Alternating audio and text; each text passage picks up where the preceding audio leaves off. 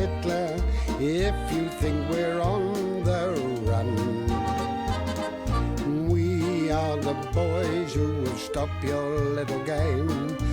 We are the boys who will make you think again. 'Cause who do you think you are kidding, Mr. Hitler, if you think old England's done? Mr. Brown goes off to town on the A21, but he comes home each evening and he's ready with his gun. So who do you think you are kidding, Mr. Hitler, if you think old England's done?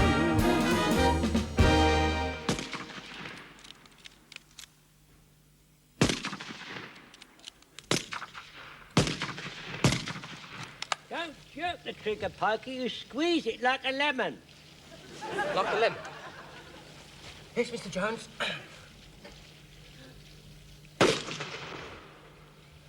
That's rather good, Frank. The troop's shooting's certainly improving, sir.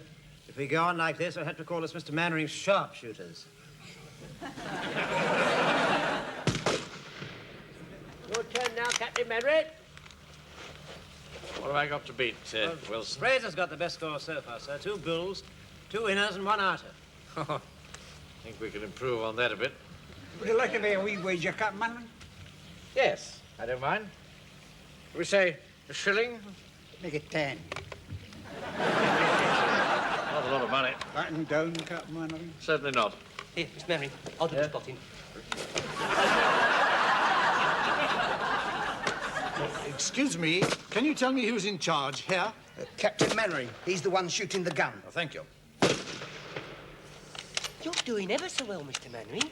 That's 2 balls and 1 inner.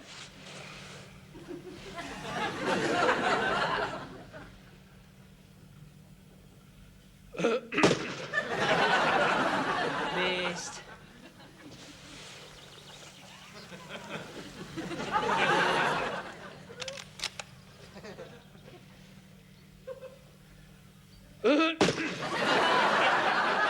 Missed.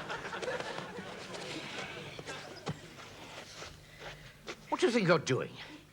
Who are you? I'm Perkins, the butler from the big hall. I've got a message from his lordship. He says he's trying to take his afternoon rest, so will you stop shooting? Doesn't he know there's a war on?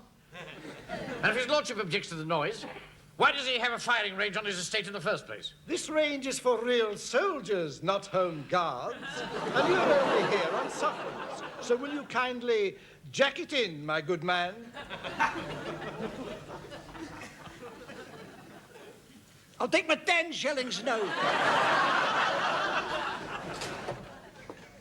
What a terrible day, Wilson. I don't think I've ever been so humiliated in all my life. Well, I shouldn't take it too seriously if I were you, sir. Not take it too seriously. No, I really thought it was rather amusing. After all, it's quite true. We're not real soldiers. Trust you to stand up for that snooty butler. Well, he was only doing his job. And his lordship wanted to have a little nap in the afternoon. You know, I can remember a cousin of mine with his butler some years ago. Oh, yes. Yeah. Just as I thought. You privileged classes will all stick together. Things will be very different after the war, you mark my words. Common man will come into his own. This country will be run by professionals, doctors, lawyers, bank managers. And people like you. All right, yes, people like me. You mean common? Now watch it, Wilson. I didn't know you were a socialist, sir. How dare you. You'll take that back. But you just said that after the war, the country was going to be run by common men like you. I said nothing about common men. I said the common man. People who've got somewhere by their own efforts, not because their father had a title. Their day's over. Well, I wonder what'll happen to them. They'll go to work. That's what'll happen to them. We shall have a true democracy. Well, supposing they don't want to go to work. Well, they won't have any say in the matter. I'm not having it. I am not having it. What's the matter, Mr. Hodges? I caught Mr. Blewett using this stirrup pump to spray his green fly. Here, give me my stirrup pump back. You are not having it back. You abused it. It's my stirrup pump. I'll do what I like with it. It's not yours. It is on loan. I don't care. I'm having it back. Let go of that. You wouldn't have done that to me if I was 57 years younger. Why don't you stop bullying poor old Mr. Blewett? Soapy water corrodes the washer. Well, I've been using soapy water for 80 years and it hasn't corroded me. I don't care. You are not having it back, and that is that. I hate you. What? I said I hate you, and I ain't the only one. What do the kids around here do when your back's turned? Put that lie down. Put that lie down.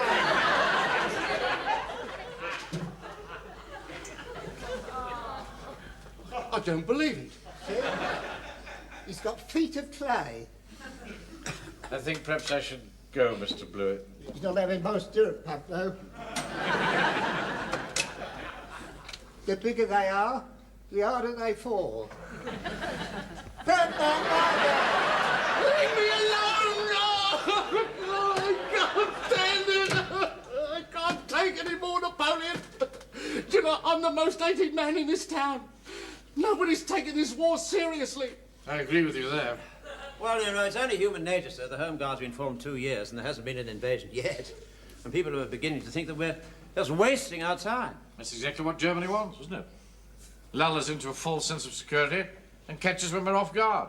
Something's got to be done about it. Come in. Yes? Permission for you to see a deputation, sir. Oh, very well. Thank you very much, sir.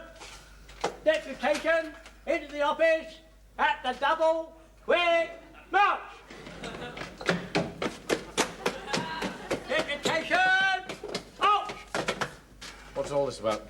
Well, sir, after this afternoon's humiliating experience, the men's morals are at rock bottom. Do you know what they're calling us in the town? The geriatric fusilier.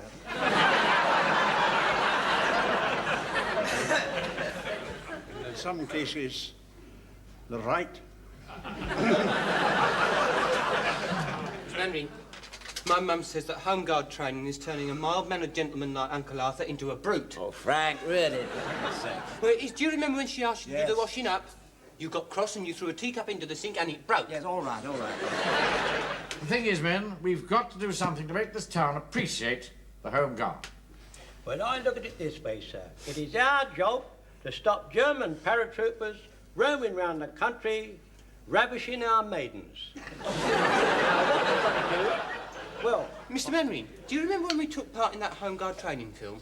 You know, when we were dressed as German soldiers? Yeah.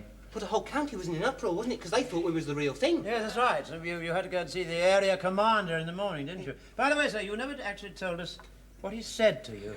I don't wish to discuss that any further. I know what we should do, sir. We should all dress up as a bunch of fifth columnists and roam the countryside, and that would give the town a fright. Oh, no. I think you're getting into the realms of fantasy now, Joe. Wait a minute. That might do the trick.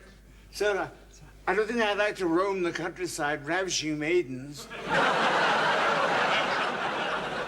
What do you think, Wilson? Oh, no, sir, no, it wouldn't work. You see, they'd give the alarm and the army would be on to us like a shot. Not if GHQ already knew about it. Can I come with you, Napoleon? No! Oh, no. Oh, no, we don't want them. No, no, no. Mr. Hodges has just had a similar experience. Like us, he's only doing his duty, and he's been reviled for it. Yes, you can join us, Hodges. We'll shake this town out of its complacency. Oh, thank you, Napoleon. You and me together will give them a fright they'll never forget. We must all stick together, all stick I don't know what to say, Mainwaring. I'm not very happy about the idea at all. Well, I think you'll agree, sir, that the people should be shaken out of their apathy. Well, you may have a point there. I inspected the Dymchurch Home Guard platoon last week, and there were so many absentees it was like walking down a fish queue. Well, there you are, you see. Well, all right, but you must keep me informed of your every move. I'm going to call it Operation Wake Up Warmington-on-Sea. Just call it Operation Wake Up. Will do. Where are you going to set up your HQ? Oh, in the old flour mill just outside the town. I've asked the men to rendezvous there after dark on Saturday night. I've also instructed them not to shave and to look as suspicious as possible. What are they going to wear? They're going to be dressed as fifth columnists. Well, what do fifth columnists wear? I've never met one. Oh, something very sinister. I've also told them to get themselves up as cutthroats and desperados. I see. Well, good luck, Manring. Thank you very much indeed. Cutthroats and desperados? You started something. Yes, you did, but you didn't.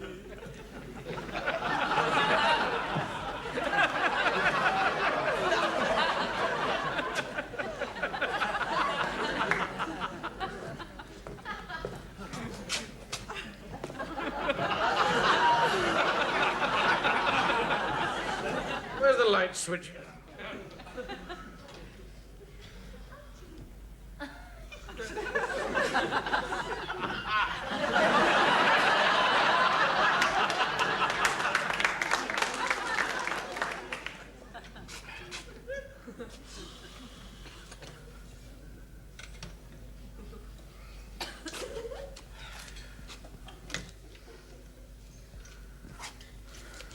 Operator, Ormington 382, please.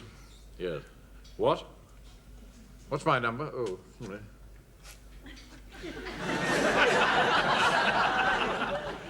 633.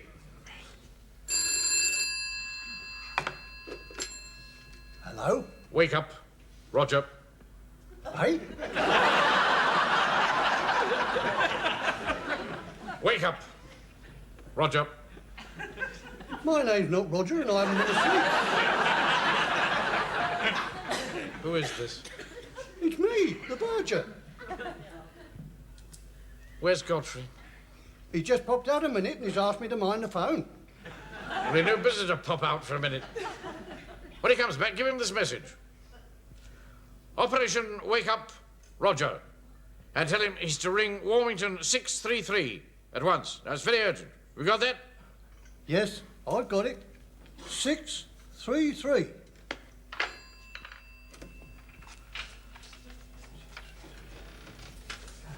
Oh, Captain Manning's just been on the phone for you. He left a message. Oh, what was it? Ah, yes, let me see. Someone named Roger. He's just going to have an operation and you've got to ring that number at once. It must be the hospital. Oh, yeah. 633. Can you give me 633, please? Could be an appendicitis. Comes on very quick, you know. Is that the hospital? What? Is that you, Godfrey? How's Roger? Is he going to be all right? What are you babbling about? I just had a message that Roger had been taken ill with appendicitis and had to have an operation.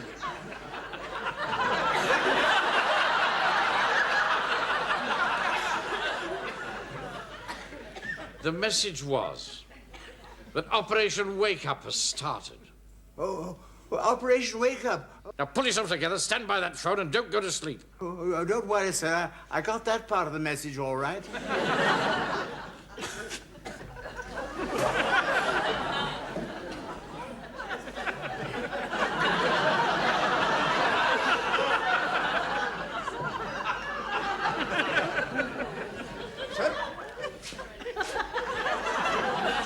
Take off that eye patch. I thought of that first.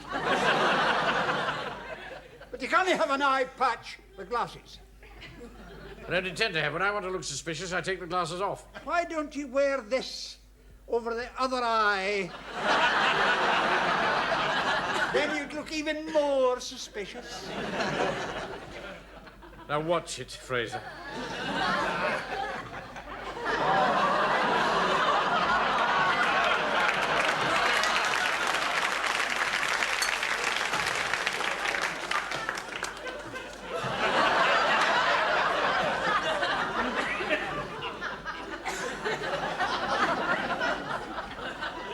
What game are you playing? You like it?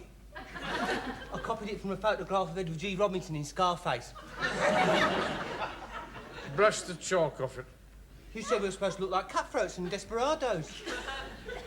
I didn't say anything about American gangsters.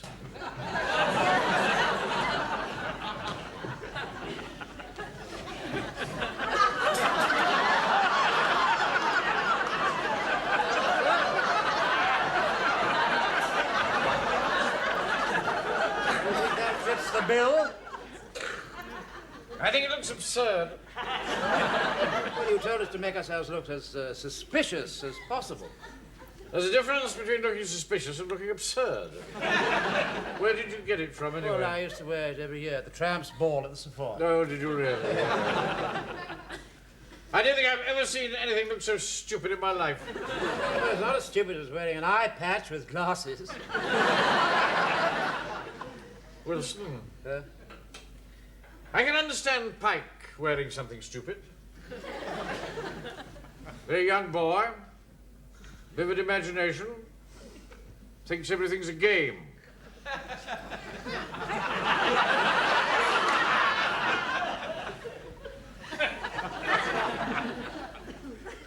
The only reason I can see for your dressing up like that would be to annoy me. Now get those gloves and that hat off. All right, sir. If you insist, would you mind?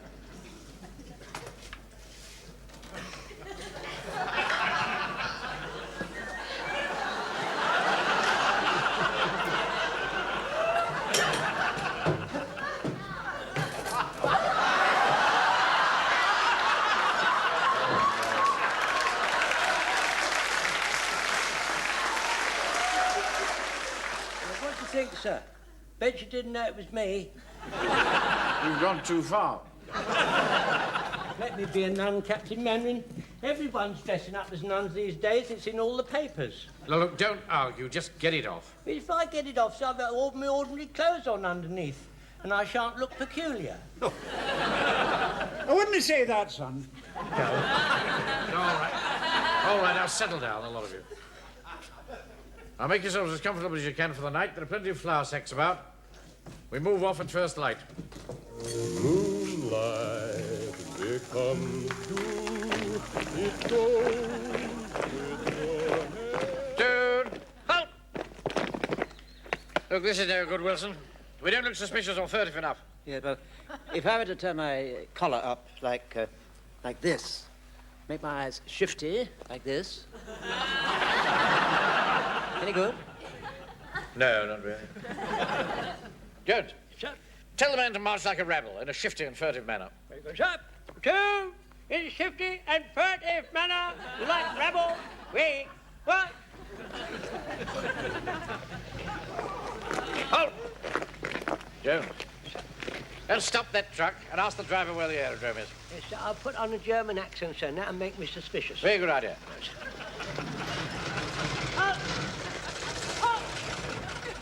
You silly old fool, I nearly ran you over. What do you want? I want to know, where is the aerodrome? What aerodrome? Where is the aerodrome? You heard what he said. Where is it? You flipping foreigners, you're all barmy. Don't take that tone with me, my man.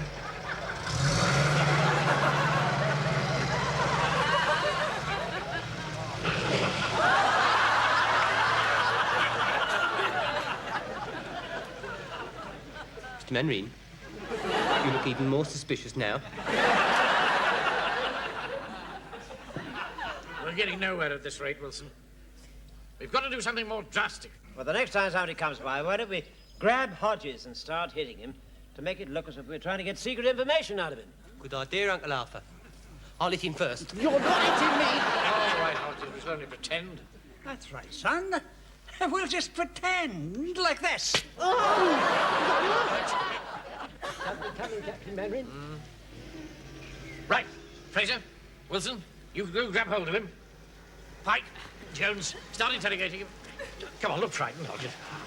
You won't talk, eh, buddy? Why are you speaking American, stupid boy? So you won't talk, huh? Hit him. Hey! What's going on? They're asking him the question. Yeah. Some answers. What do you want to know? Don't tell them. Shut your mouth. They would have got secrets out of me. They're Fifth columnists. Don't talk rubbish. That's Mr. Jones, the butcher. you know who I was? I live in Warmington. I know all of you. And I know you, mate. The last time I was in your shop, you shortchanged me. I've been waiting for this.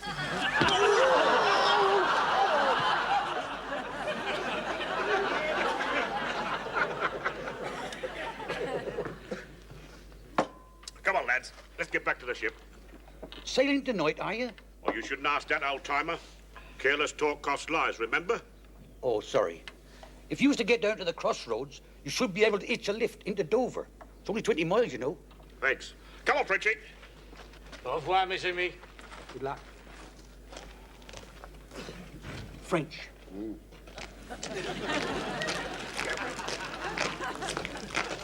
You done that deliberate. You helped me while he hit me. Oh, do stop whining. It was your own fault. That serves you right, as people like you give us shopkeepers a bad name. Halt! This is absurd, Wilson. Nobody's taking any notice of us. Why don't we try them men over there, sir? Good idea. And this time, I'll do the talking. Mr. Menry? Yeah? You going to use a German accent? No, I'm not.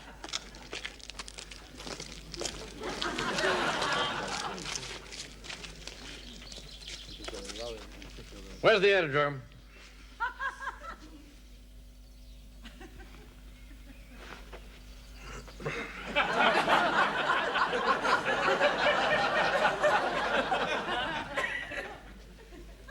Just a minute. I think those men look very suspicious. Yes, they certainly do, sir. Perhaps they're fifth columnists. Well, they're dressed like us. They must be fifth columnists. Oh, can't be, sir. Come on you. We should ask to see their papers. You're quite right. Come on. Who are you? Who are you? Why are you dressed like that?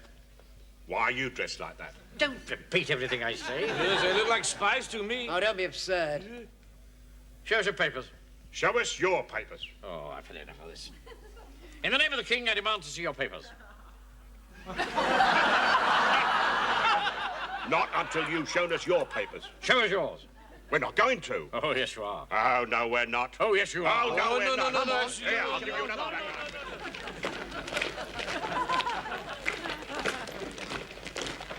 Hello? Now, pay attention, men. You know what we're going to do? Come on. Oi, you can leave me out of this. I've had enough. All right, Hodges. You stay here and hold your tongue. Come on.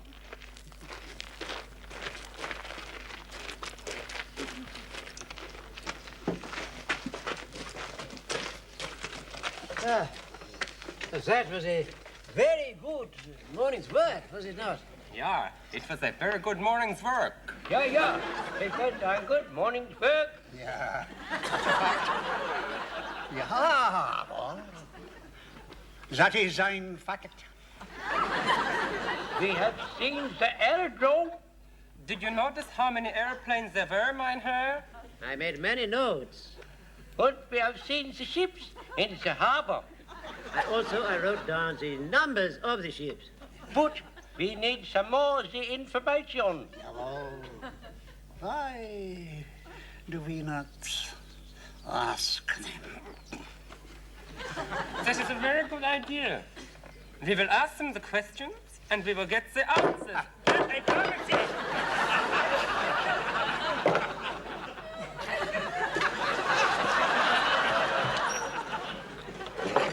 That's done the trick. Right, come on, let's get back to the mill and plan our next move. We can cut across the field.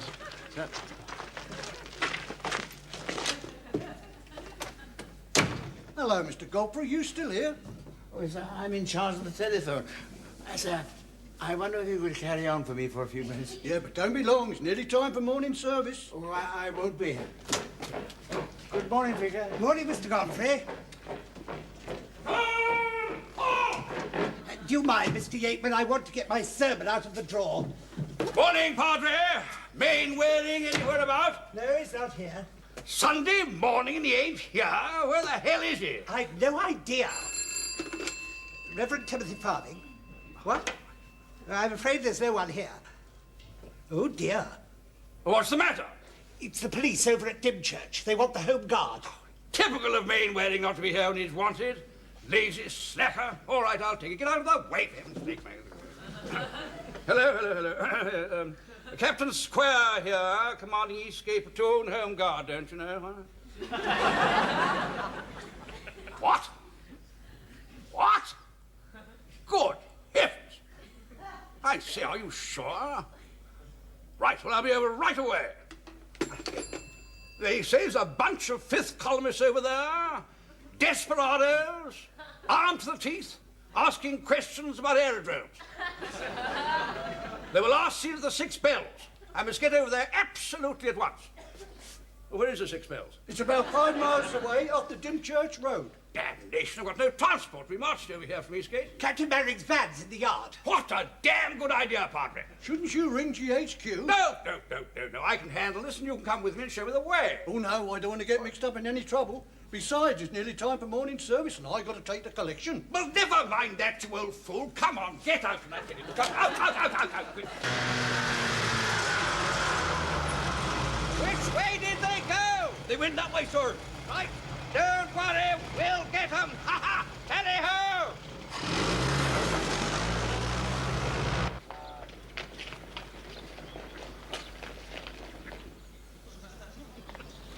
Any sign of them, Captain Square? Nope.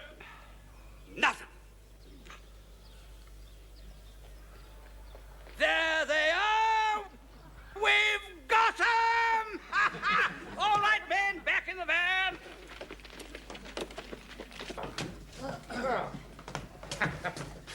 Good morning's work, eh, Wilson? Yes. I think we gave him quite a fright. What are you doing now, Captain? March on the gasworks now. What for, sir? Well, 12 o'clock, everybody cooking their Sunday lunch. We turn off the gas. Right, men! Surround the building! And not a sound! Come on, men! Follow me! What's that noise going on out there? It's Captain Square. He's got my van. All right! I'll give you 1 minute to come out of there with your hands up, or I'll blast you out! Don't panic, he's going to blast us out. Don't panic, he's going to blast us out. What are we going to do, sir? Well, I'm certainly not surrendering to that idiot Square. Well, you know what a triggy, happy maniac he is. He won't shoot. Even he's not madman enough for that.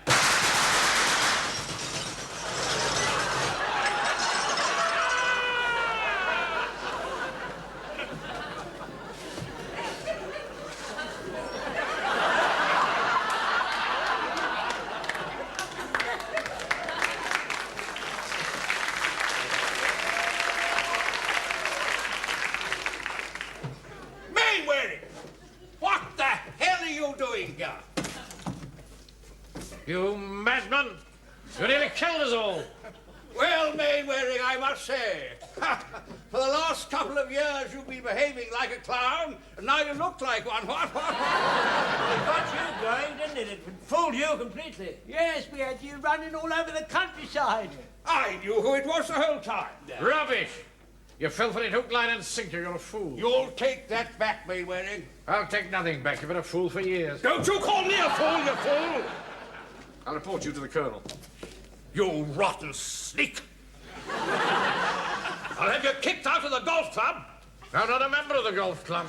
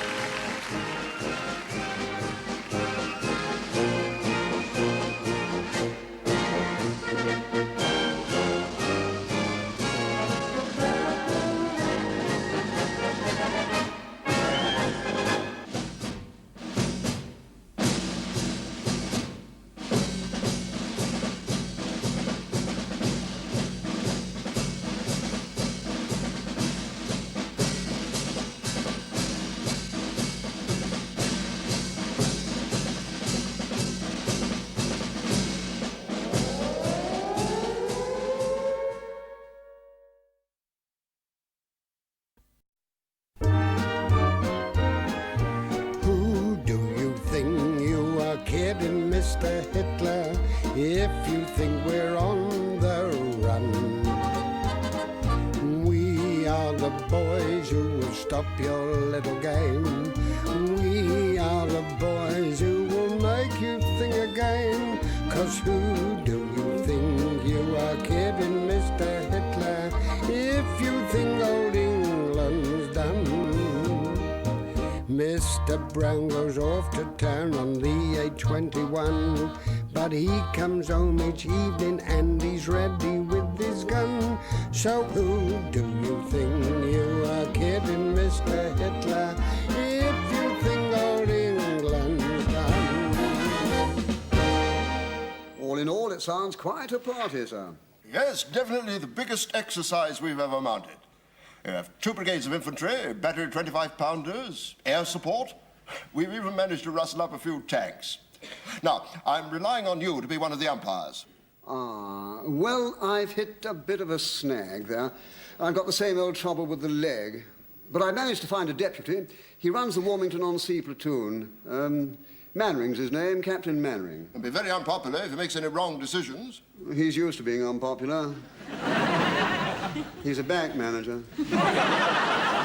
We need someone neutral, unbiased, and fair-minded.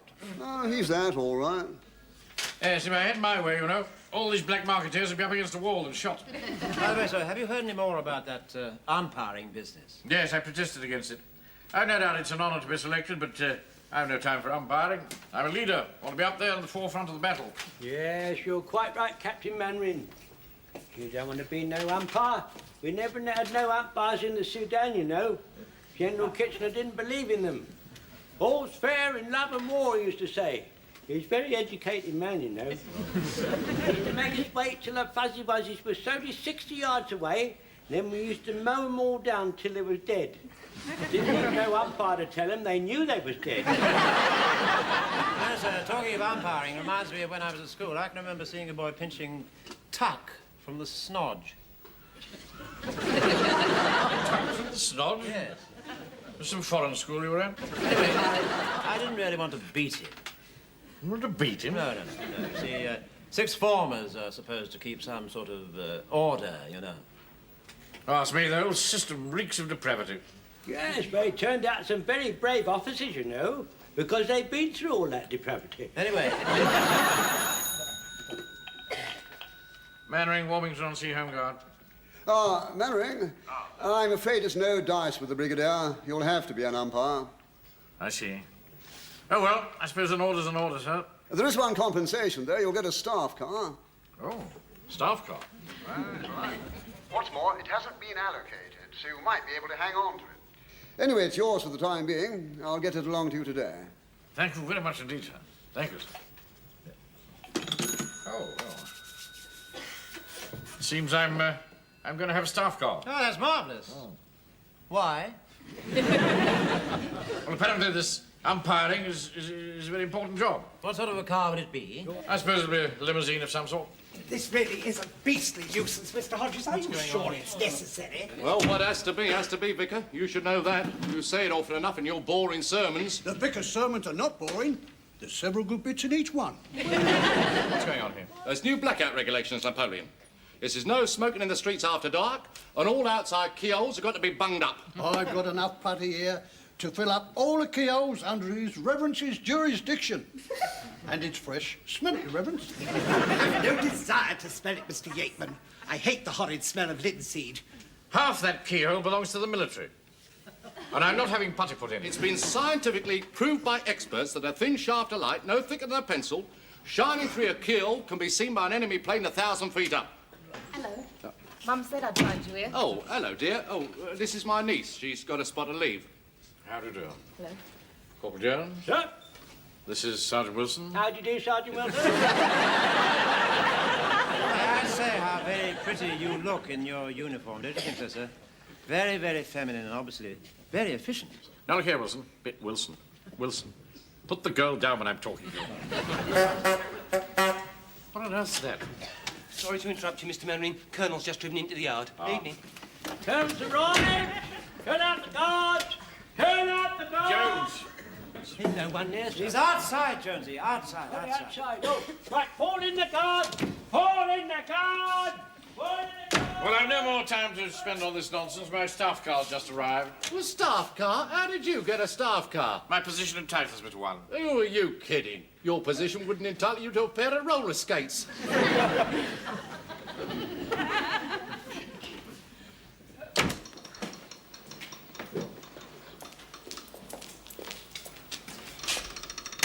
Ah, Henry. Well, here you are.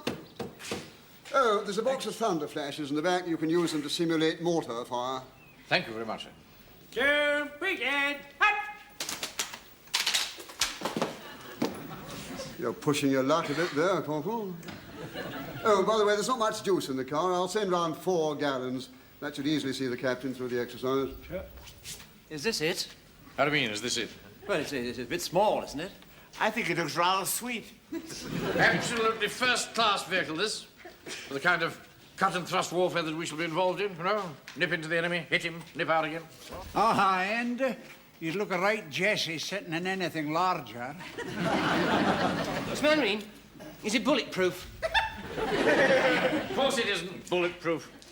God blimey, is that it then?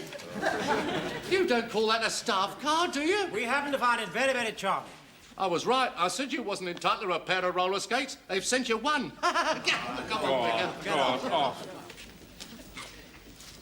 And don't all stand there staring at it. Get these men inside. Give them some rifle cleaning or something. Right, sir. Right, you heard what the captain said. Miss Mainwaring, Yes? please can I be the driver? Don't be absurd, Frank. I've got a provisional licence. You wouldn't even know how to drive it. Well, you could teach me how to drive. Teach me how to drive, Mr. Mainwaring, please. Teach me how Be to drive. quiet, boy. In any case, Sergeant Wilson's in charge of driving. Oh.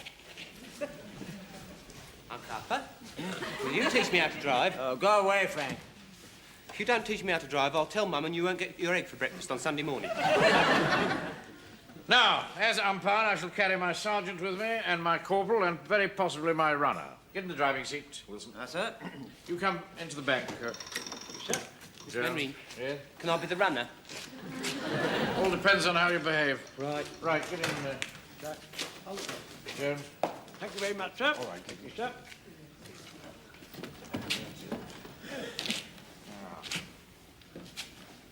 There we are. All right? Yes?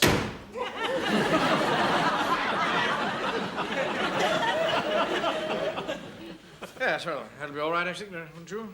Mr. Speaker, sir. Yes? This is not proper military etiquette. What are you talking about? Well, it doesn't seem to me to be proper military etiquette to have Sergeant Wilson, who is a sergeant, driving me, Corporal Jones, who is a corporal. Yes. Well, I suppose it'd be all right if Jones drove. Yes, I think it's an excellent idea, sir. Right, change places. Right,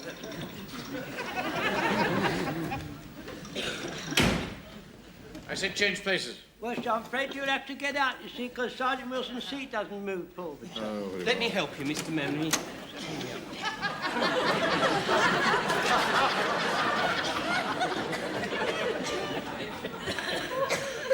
Thank you very much, sir. Yeah, all right, now get in the front.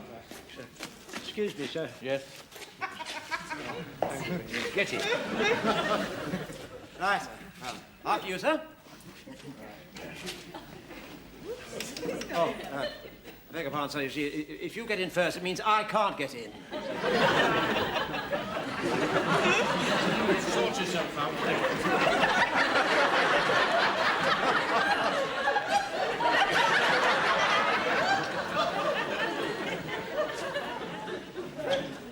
There we are, sir.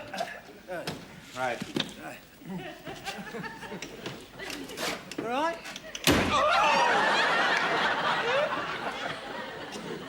Oh. Right, should be all right now, I think. Mr. Mainwaring, Yes? just one thing. What? Where does the runner go, please? Oh, we're not bothering about that at the moment. Surely, Captain Marion, the runner could ride on the riding board. Just carry on with what you're doing, Godfrey. There's just one thing, Captain Mannering. Yeah. Sergeant Wilson looks more important than you, How'd you make that out? Well, he's sitting alone at the bar.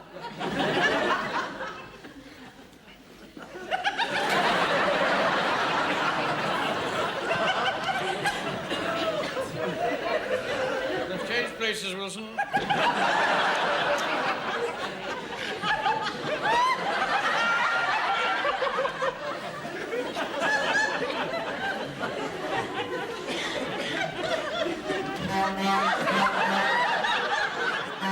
What's that? I've got an undesirable urge to test the horn. Oh, don't. Have the neighbours round. Well, after you, sir. Don't start that again. All right. Just get in. All right, there we are. That's right.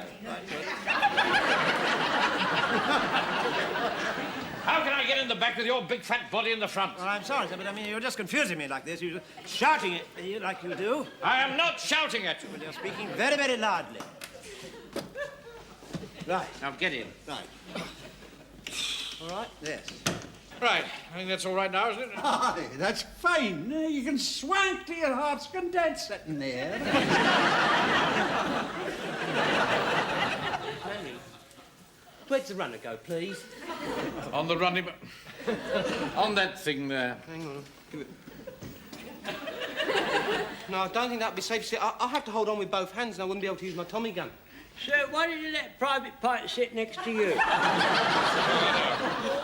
I'm not having any of that. No. If he sits there, he'll look just as important as Captain Mannering. He'll look more important. He's taller. Captain Mannering, he ought to face backwards. Then he can cover your rear. General Kitchener never advanced unless he had his rear covered. Mind you, it's different for him because... Yes, never mind. Not good. All right, try. Right, Right, no, try. don't move, Miss Henry. I'll climb over. It'll be easier. Save moving. Let's put that there. Hang on. I'll take a second. Just have to be patient, you see.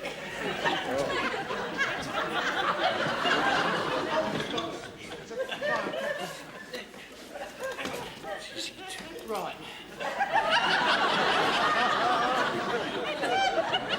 No, this is no good at all. I have to completely rethink this. Get out, Wilson.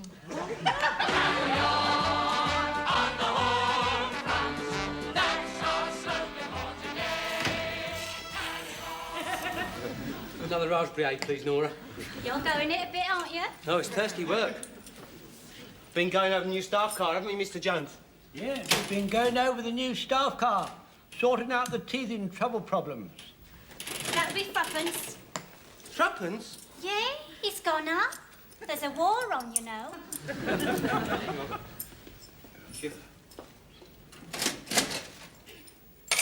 Do you have staff cars in the Sudan, Mr. Jones? No, we never had nothing like that in them days. We had a staff camel.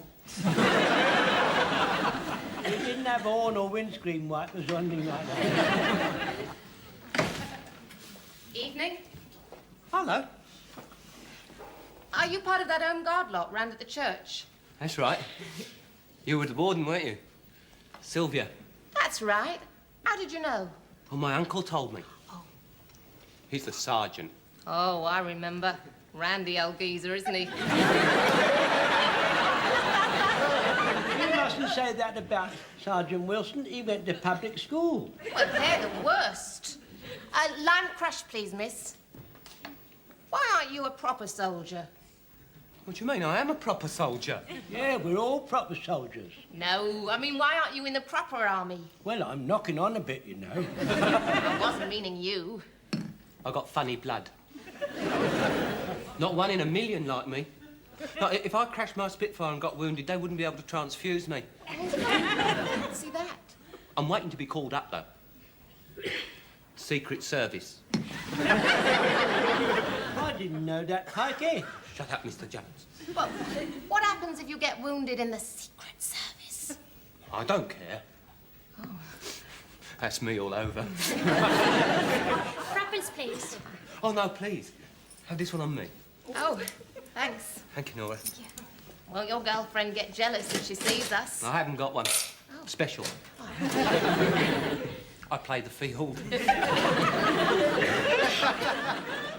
Mr. Mannering know you're going in the Secret Service, Pikey? No, Mr. Jones. Well, he'll have to give you notice, you know. You can't just go in one evening and say, goodbye, Captain Mannering, I'm going to the Secret Service. Then there's the bank to consider. Mr. Jones, I'm trying to have a private conversation with a young lady here. So will you please stop interrupting? Oh, I see.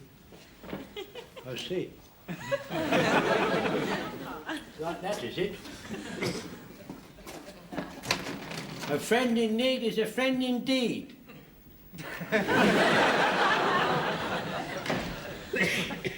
Cheers. Oh, cheers. You've got smashing eyebrows. You what? I said you've got smashing eyebrows. Have I?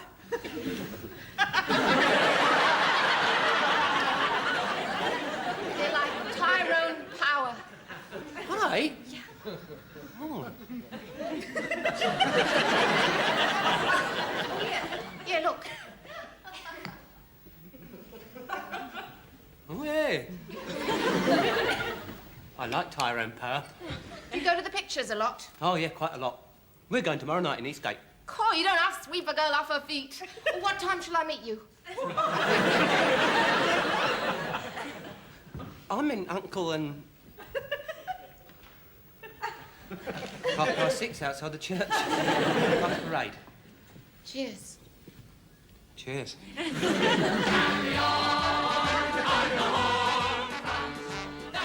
And finally, to distinguish you from the opposition, you'll each wear an armband.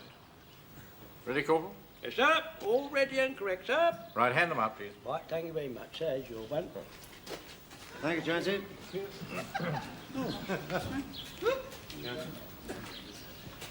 Pike, will you stop looking at your watch? Sorry, Mr. Manry.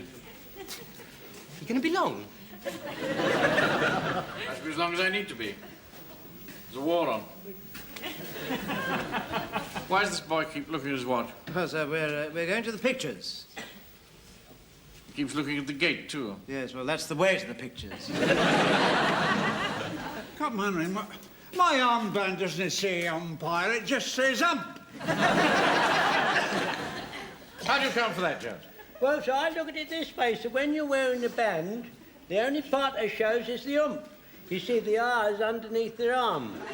Therefore, to write it would be superfluous, sir. So I didn't. Well, it's too late to alter them now. I shall wear the sash.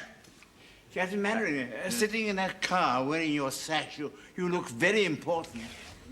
Godfrey, you must try to get out of this habit of talking in the ranks. Right, that's all. Parade at 6 o'clock in the morning, sharp. 10. Hat! Dismiss. Uncle Arthur? Yeah? Don't really want to go to the pictures tonight, do you? Well, not all that much, no. Right, I'll go on my own then. Well, no, I'll come with you if you're going. Oh, no, I wouldn't dream of it. Why don't you stay at home with Mum and have a nice evening? Could I borrow 7 and 6? What, 7 and 6? Well, the seats are only 1 and 9. Might go in the 2 and 3s. Yeah, but I mean, 7 and 6. Might go with someone. Oh, I see what you mean. Yes, of course, yes. Right, well, here we are. There's 10 bob for you, Frank. Now, have a good time. Wilson, will you just stroll along home with me? There are 1 or 2 things I want to discuss with you. Yes, of course, sir. Yeah. Sorry it took so long. Blimey, he does go on, doesn't he? Yeah, well, he's not bad, really. We'd better go. We missed the bus to Eastgate. Is this the staff car you were talking about? Oh, yes. Come on. I drive one of those at the unit. Are you in charge of it? Yeah, sort of. Going that then? No, we can't. It's Mr. Mannering's, Sue. I had 70 out of hours last week. No, you can't go in it. It's Mr. Mannering's car. Well, you're in charge. Oh, there's no harm in just sitting in it, is there? No.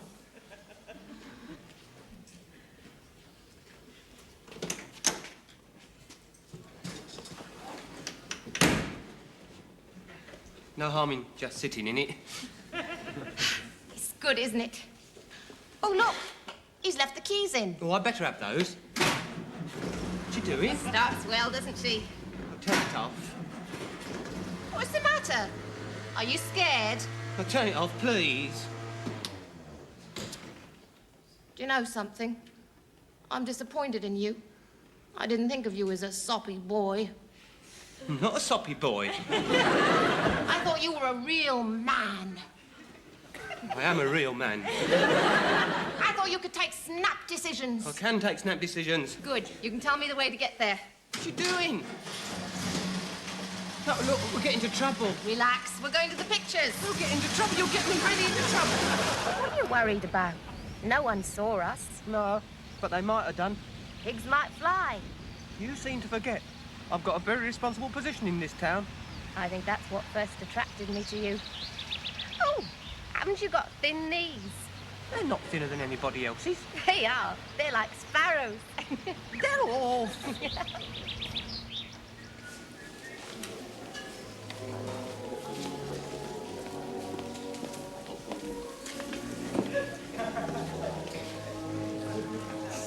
Isn't it wonderful the way Robert Taylor puts his arm round her? So protective and romantic. Yeah. You look a bit like Robert Taylor. Sideways on. Yeah. Do you think I look like her? Do you think I need protecting? Get off. Oh, someone kicked me from behind. Do you mind being more careful where you put your great big feet? Hello, Mr. Jones. I'm ever so sorry. That awful scream gave me a real turn. Oh. Thank goodness you were here, Mr. Jones. This is Mrs. Fox. We go to the pictures sometimes. There's nothing in it, though. This is Sylvia. Oh, hello. She thinks I look like Robert Taylor. Oh, you do? Sideways on. Yes. Shh.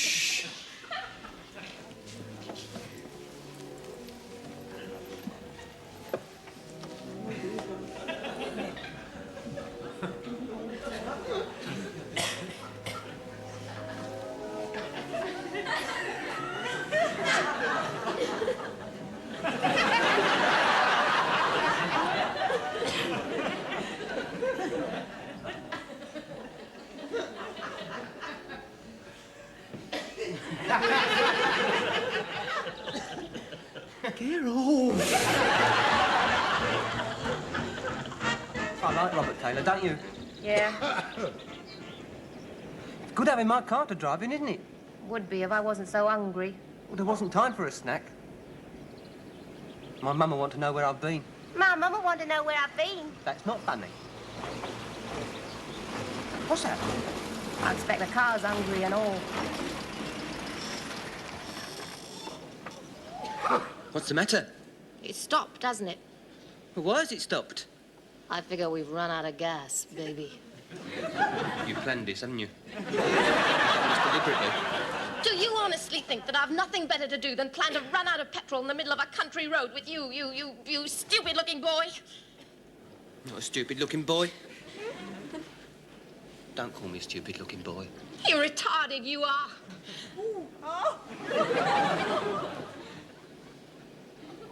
What's the time? 10:30.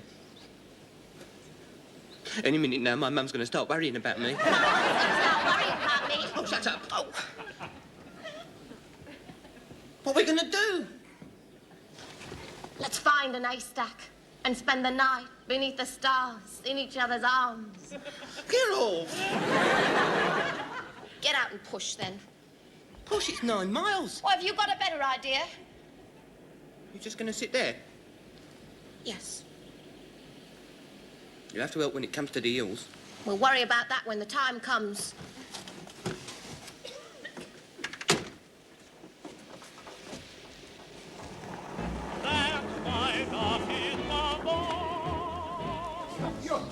You're mothering. I've never seen him in such a state. If he goes on like this, he'll burst a blood vessel. Oh dear, afraid I haven't got anything for a broken blood vessel. I seen my boy Raymond, and I got him scouring around the town on his bicycle. Oh, thank you, Josie, thank you. Don't you worry, because that little car won't go far. I haven't put any petrol in it yet. Oh. I've just been on to the police. Our car hasn't been reported, but they put out an all-car call. Well, they've only got one car. Is everybody present and correct? Yes, sir. Everyone's present and Bristol fashion except Private Pike. Private Pike? What's the matter with him? Well, he's probably slept late, sir. Where is he then? What have you done with him? What have you done with my Frank? What are you talking about, Mavis? You said he'd gone to bed early. His bed hasn't even been slept in. And where were you last night? I wasn't anywhere. Right then, what have you done with her? Where have you been hiding her? What on earth are you talking about? You know perfectly what I'm talking about. Where's my niece Sylvia? Well, how should I know? How should you know? She was last seen with a soldier, and she hasn't been heard of since. And you with a said soldier.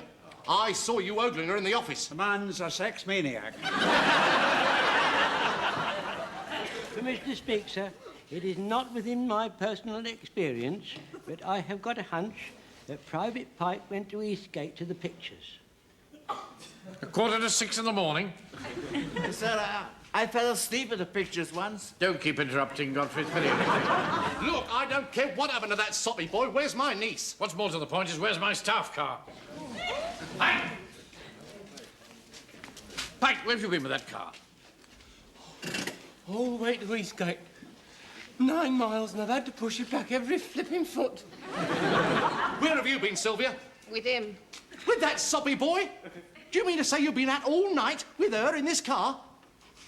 He'll have to marry her. Oh, are you I'm not marrying a soppy boy like him. You've been out all night with him, soppy boy or no soppy boy? Stop calling me a sloppy boy. Pike, you're under arrest. Godfrey, you stand guard on him till the police come. The police? I'm not having the police here. I'm not having her dragged through the courts. Yes, you leave my boy alone. He was as good as gold till he started going around with you lot. Yes. I'll box your ears when I get you. Let justice take its course. Look, stop being pompous, Napoleon.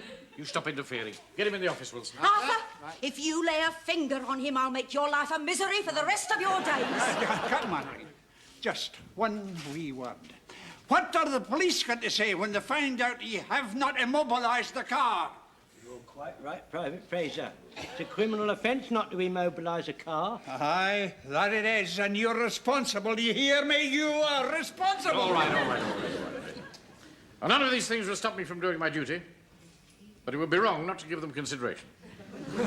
Don't forget, sir, we're due at the rendezvous in 7 minutes. That's right, we are, and the army must take first place. We'll discuss all this tonight. Right, get the men fell in. Put the petrol in the car.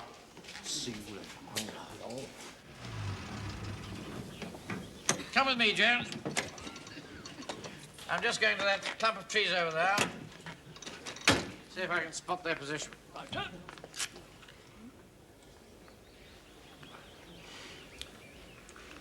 Oh, I'm sorry, Frank. Would you like one of these? Oh, no, thanks, I don't. Oh. Yeah, why not? All right, help yourself.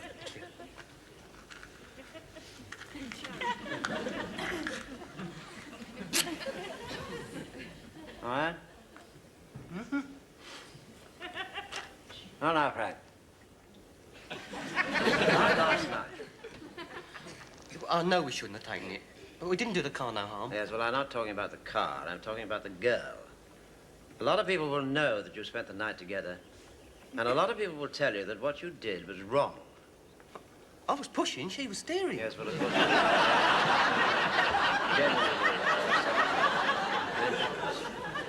But to my way of thinking, what you both did wasn't evil. Do you follow me? It was 9 miles. Society, our sort of society, has a rather rigid framework. And if we don't stay within it, people point the finger at us. Took an hour to get up Grant's Hill. 20 yards at a time. Yes, well, just remember this, Frank. I understand. Now, we haven't been too close, I know, just recently, but now I feel we're sort of, you know what I mean, kindred spirits, sort of, you know, sort of men of the world. Do you feel like that, too? Yeah. Kindred spirits. Men of the world. Good lad. Look out, he's coming back.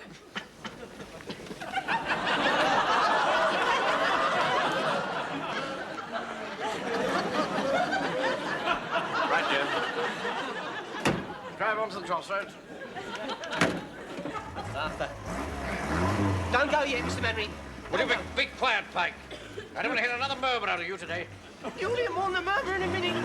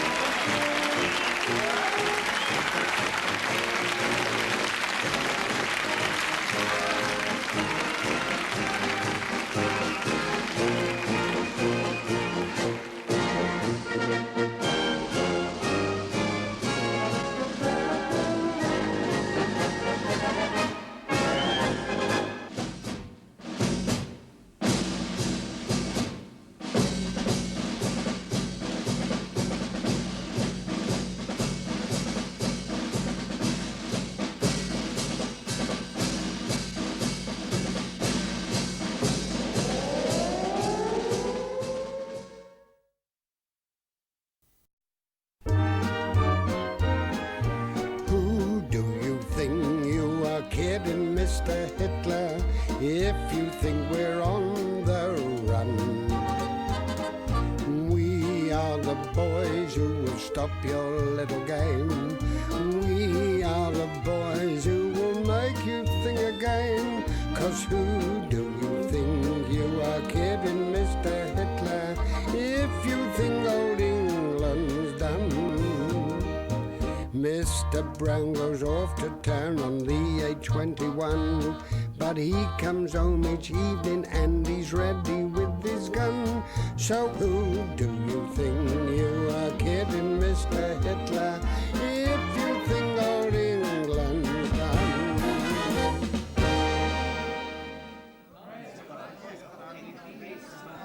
That's the whole point of the thing. Ladies and gentlemen, order, please. Can we get on, please? I quite agree. We've been here for 2 hours already. Well, I think we're all agreed on the poster, which I think is very nice. Tasteful and artistic. I think it needs more colours. You can't have a lot of colours in wartime, Mrs. Yateman. Now, the climax of the Wings for Victory Week will be the Grand March Past on Saturday afternoon. Now, the mayor, who will be on the podium, will take the salute, along with myself and other officers of the town council. Now, first the Sea Scouts drum and bugle band, then a keep fit display by the ladies' netball team, led by Mrs. Yateman. Point of order, Mr. Chairman. Are they going to wear dresses or shorts? Well, my girls will wear shorts, of course. You can't do PT in dresses. Ladies' legs can lead to ribaldry among the crowd, you know. I should like my sister Dolly to be shocked. Oh. What's the matter with a bit of leg? Lovely. Those white thighs. Gleaming in the sunlight.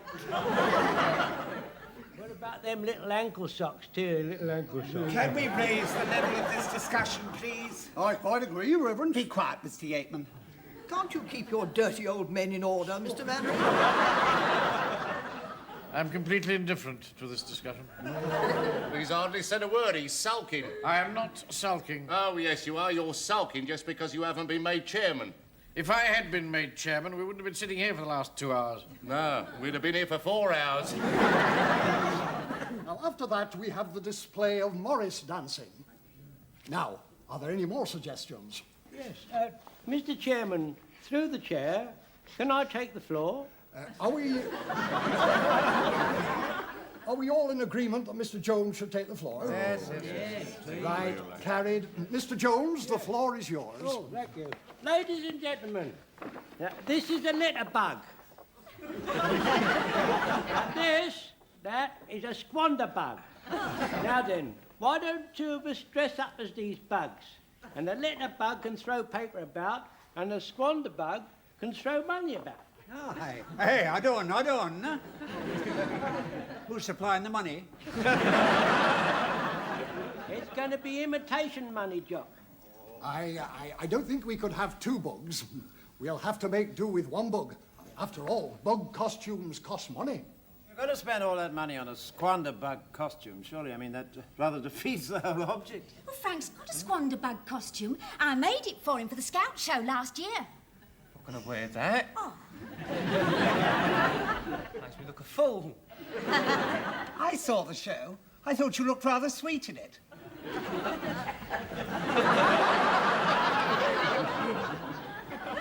Don't make me wear it, Mr. Manning, please. Don't make me wear it. Oh, you must just sort it out amongst yourselves. Can we get on, please? I quite agree. Well, that's settled then. Frank Pike will be the squander bug. Oh, Now, the grand finale. I've already decided what the grand finale will be, and my platoon will be doing it. What are you talking about? The wardens are doing the grand finale. The finale will be done by the Home Guard, and that's that. Oh, don't all listen. Please. I suggest that the Wardens and the Home Guard share the finale. Oh, no. I second that. I third it. Oh, be quiet, Mr. Yateman. All those in favour? 1, 2, 3, 4, 5, 6, 7. Against? Put your hand up, Wilson. I can't be bothered. The whole thing's a crashing ball. I'll do it. Don't be cross with him, Mr. Mannering. He gets too tired for anything this time of night. That's a fact. 7. Well, it seems that I have the casting vote. So that's settled then. The grand finale will be shared by the Wardens and the Home Guard. And what are the Home Guard going to do? Oh, I'm not telling you that in front of him. And what is your contribution going to be, Mr. Hodges? Oh, no, I'm not telling you in front of him. Oh, dear. We seem to have reached an impasse. Well, I feel sure that whatever it is, it will be very nice. Say either, and I say either. You say neither, and I say I got your estimate this morning, Mr. Jackson. I must say the cost seems pretty high. What? But I don't want the legs cut down. Mr. Mannering buying a table, Uncle Arthur? It must have 22 legs. Big table. And the tail must be 12 feet long. No, it's an aeroplane. Ridiculous, Frank. Just get on with the filing, will you? No, it's too expensive. No, I'm sorry. I shall just have to cancel it. Yes, all right. Goodbye. Well, we're going to have to get somebody else to build it, Wilson. Have you asked Fraser or Jones? Well, that's not a bad idea. There's room in Fraser's workshop, isn't there? No, Mr. Mannering. Mr. Fraser and Mr. Jones couldn't make an aeroplane. Don't you ever make an intelligent remark, Pike? Haven't you told him, Wilson? No, not yet. No. I have decided, Pike, that as the Wings for Victory parade coincides with St. George's Day, we shall stage a fight between St. George and the Dragon. Good against evil, as it were, representing this country's fight against Hitler. Can I play St. George? No. Have you decided who is going to play St. George? I should have thought that was obvious, Wilson. You. A friend of mine is lending me the armor. I don't think he'd want anybody else to wear it. Why don't you wear cardboard armor? Oh. Man in my position couldn't be seen fighting a dragon in cardboard armor. Yeah. Real armor. I mean, it might be a bit dangerous. Oh, I don't intend to do anything strenuous. I shall just walk the horse round the dragon and shout, "Cry God for Harry, England, and St. George!" Then I shall make a symbolic gesture with my sword to the dragon. I see. What would the dragon do? Make a symbolic gesture back off.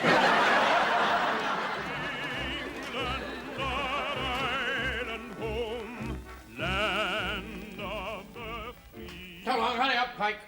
Can't come in yet. I'm not ready. He won't be a minute, Mr. Mannering.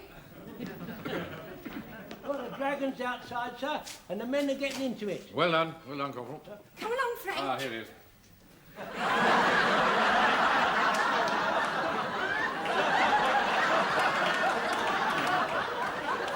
I must say you made it all very well. Thank you, Arthur. The vicar was right. He does look sweet in it, doesn't he? He's a dear little squanderbug. Too short, Mum. Point is, what should he do? Well, he should say, don't be a squander bug like me, but save for victory. And then he should throw the money about. That's very good. Yes, sir. Try that, Pike. Don't be a squander bug.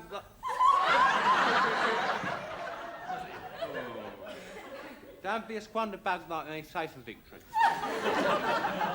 That's no good. Well, sir, he should skip about a bit. That's right, skip about.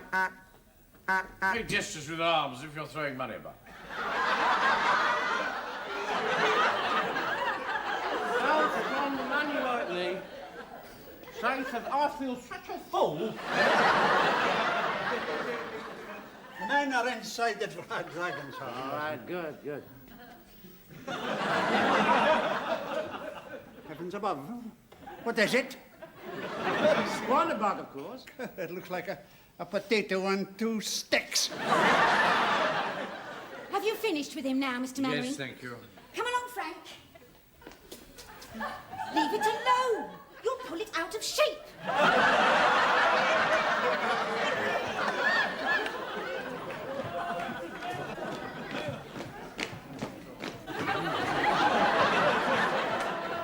Hey! Where are you going? When you said right wheel. Well, I said get at the back. Don't come apart. Get at the back. You get on the front, Jones, will you?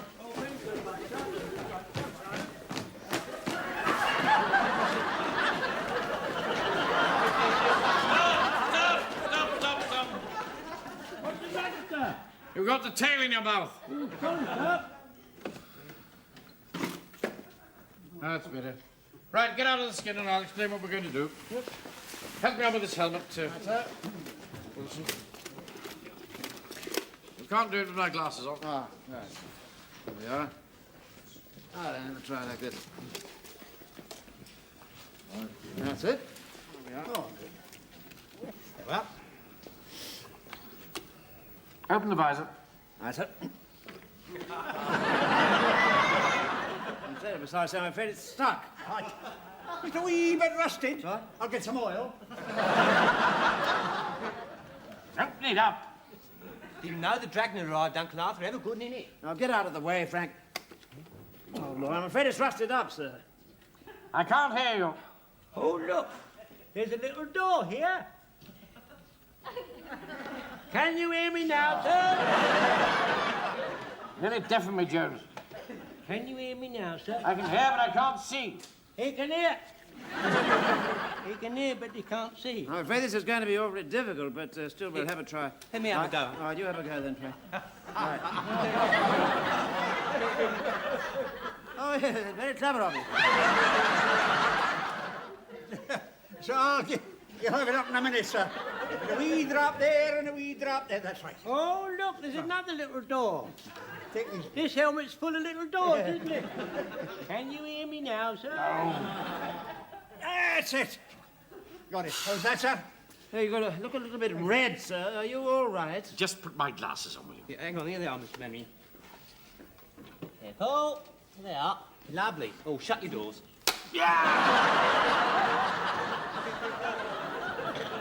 You stop playing games, boy. Help me onto the horse and let's rehearse the fight. Here. I have your sword here, sir. Look at it. Ah, thank you. There's your head, Bonker. That looks a vicious weapon. No, it's quite harmless, sir. It's only an old tennis ball. Yeah, wouldn't hurt a fly, that. Look.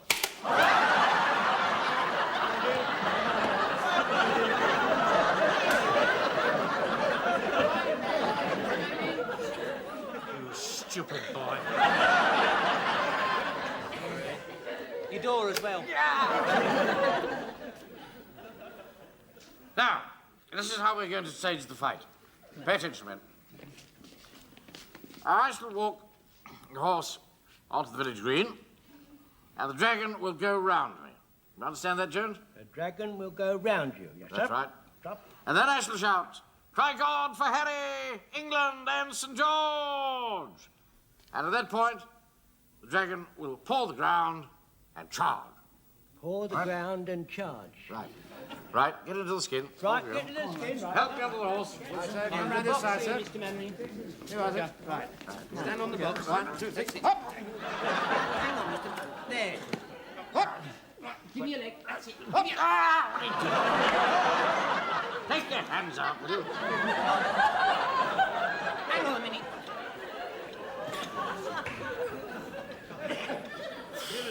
Don't you think you ought to be wearing a... Don't you think you ought to be wearing a cardboard helmet? I am not wearing a cardboard helmet, and that's that. The dragon's ready, sir. Cry God for Harry, England, and St. George! Right, paw the ground. Hold on. Smoke is supposed to be coming out of the mouth, sir. Jonesy, where's the smoke? I can't make it work. Oh, yeah.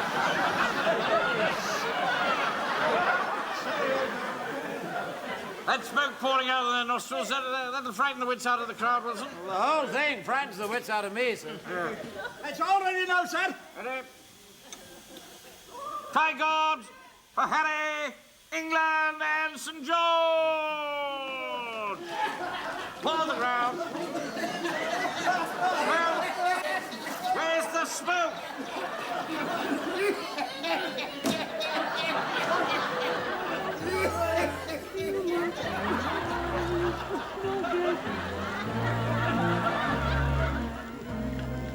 That should do the trick, Jock.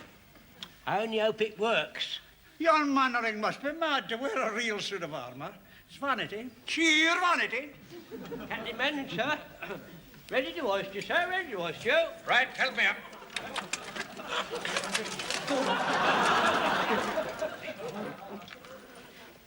Why have you brought that stupid-looking dog? Well, the Knights always used to have them, sir. Why must you give yourself airs all the time? Why don't you behave normally, like me? On Saturday afternoon, we shall assemble here, mount up, and march into the town in procession. That means we've only got today to sort out any problems which may arise. All right, Pike, go get the horse. Yes, Miss Henry. Right. Right, sir. All right. This is ridiculous, sir. The arm is far too heavy for you. Don't be defeatist, Wilson. If our forebears can wear it, so can I. Private Sponge, Yes, Mr. Jones. you're in charge of hauling Captain Mannering up. And don't let him dangle. Right. Right. He!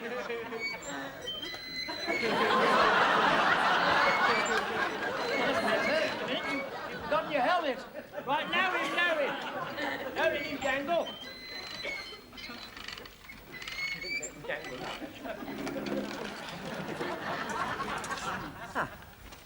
You all right, sir? He can't hear you. I'm going to open the little door. Can you hear me, sir? Of course I can hear you. Get on with it. One of his moods.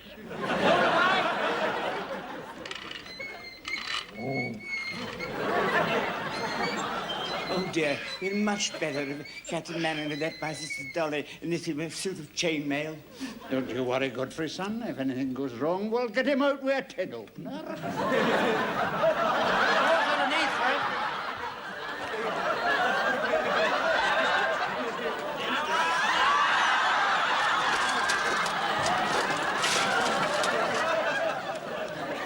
Why didn't you hold the horse, Frank? Say nothing about holding him. You just said bring him through. Pull him up! Pull him up!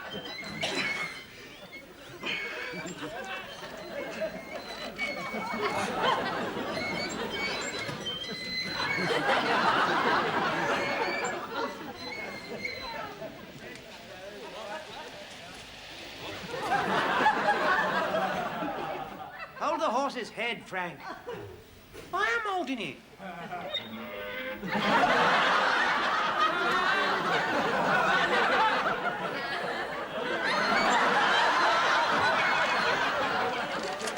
Lift him up! Lift him up!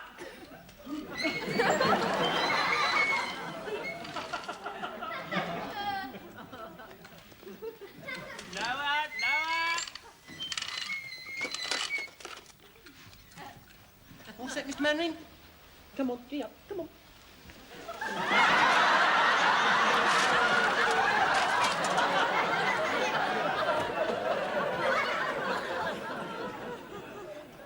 Ready, Jones? All ready, sharp? Oh, what a noble figure Captain Mannering makes. Aye, noble, but stupid. Try God for Harry! England! And St.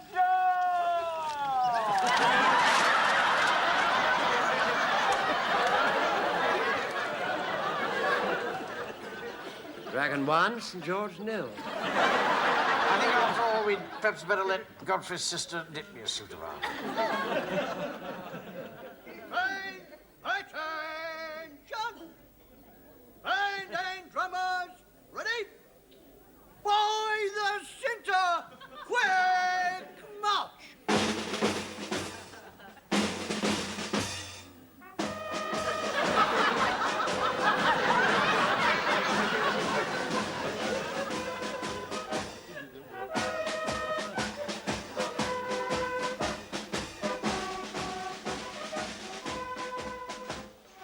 I can't think why you didn't go over to the theatrical costumiers at Eastcote like the rest of us.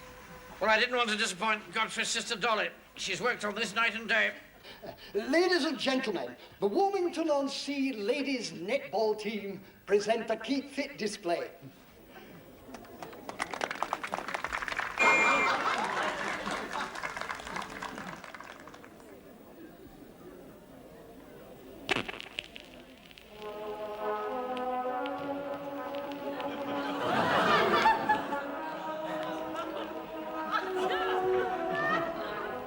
They're very nice, they are, Mr. Mayor.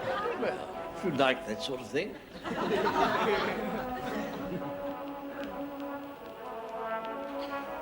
Well, you look at those thighs. Come away from there, Fraser.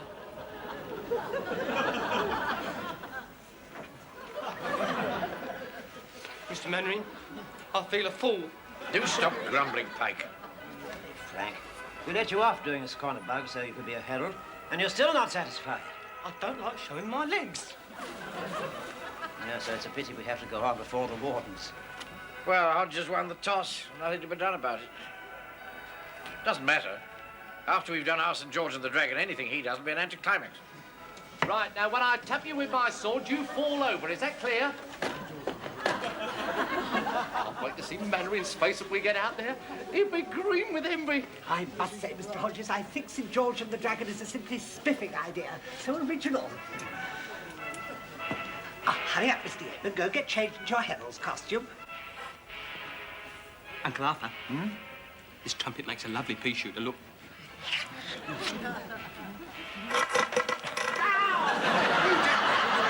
Playing a fool, boy. I better see if I can get onto the horse in this costume. Come on. Hold the horse's head. Fraser. Hey, you'll never get on wearing that. It's too long. Just hold the horse's head.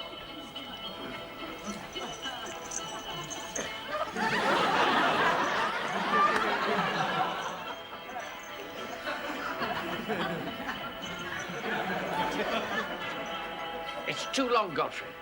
I'm so sorry, sir. Who's being sorry? What am I going to do? Well, put his skirts up.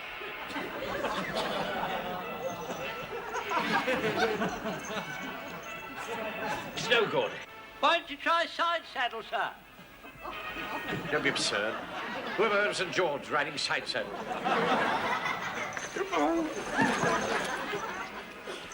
I think I can make some adjustments, sir.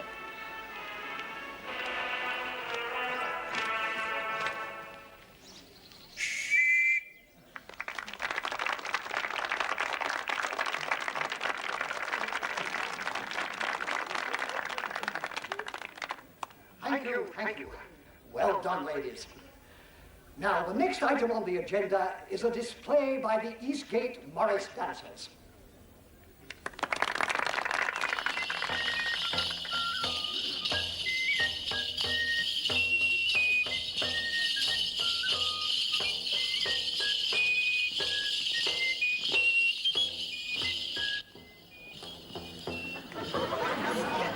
That'll be all right, sir. When you get on the horse, you can drape it around you discreetly. Yes, well, I suppose it'll have to do. Thank you very much, Godfrey. Yeah. Your Eastgate Morris dancers are rotten. Why aren't we doing our Morris dance, Captain Mannering? St. George and the Dragon is much more spectacular. I bet the crowd's never seen anything like this before. That's a fact. Get into the dragon skin, Jones. Come and help me mount, Wilson.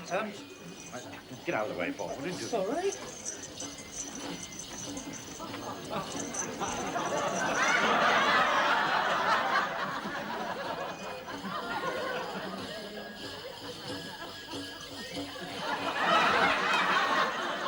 Wilson, my helmet, please. Thank you.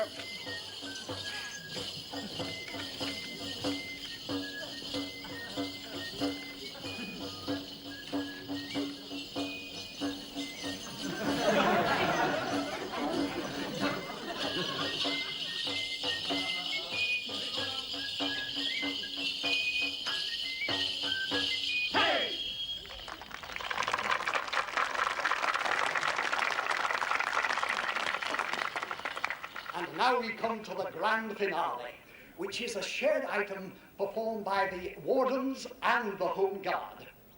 First, Captain Mannering's platoon will perform a spectacular medieval extravaganza.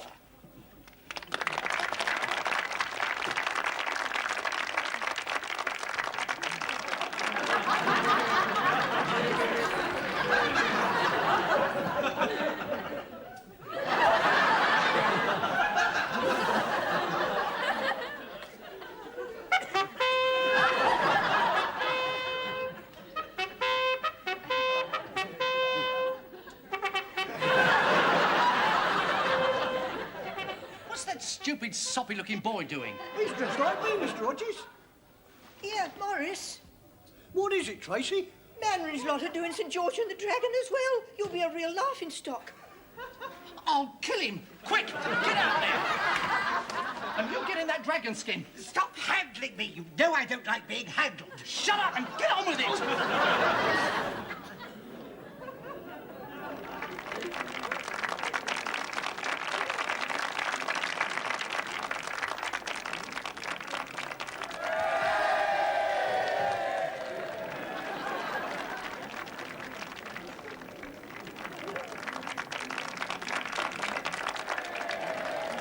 Well, what a wonderful surprise, ladies and gentlemen.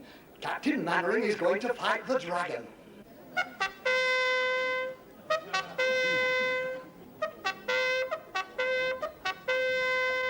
What does that fool think he's up to? I've really no idea, sir.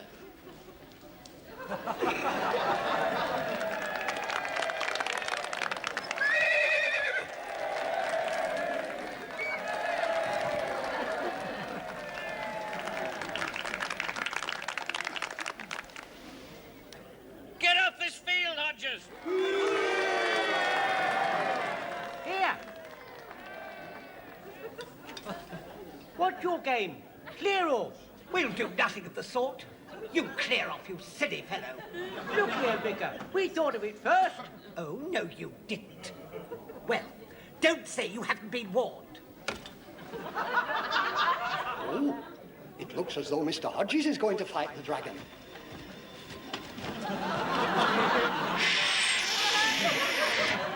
No, I tell a lie. The dragon is going to fight the dragon.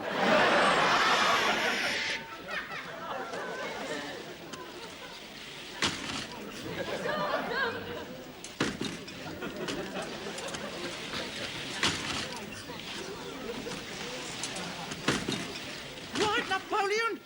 You've asked for it. I'm not afraid of you, Hodges.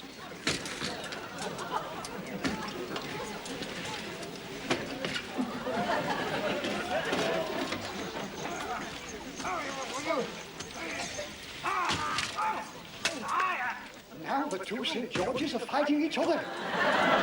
This is certainly giving history a new twist.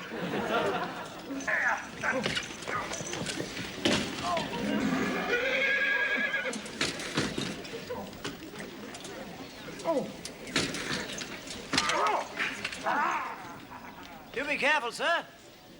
What are you going to do, Frank? Oh, it's ever so good Uncle Arthur. It's like that film, Robin Hood.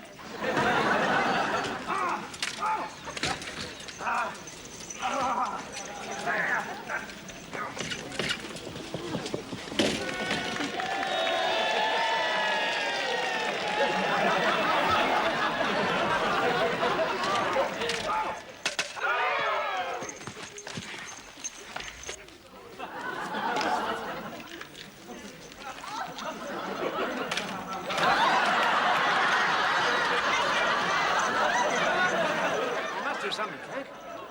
You leave it to me, Uncle Arthur. You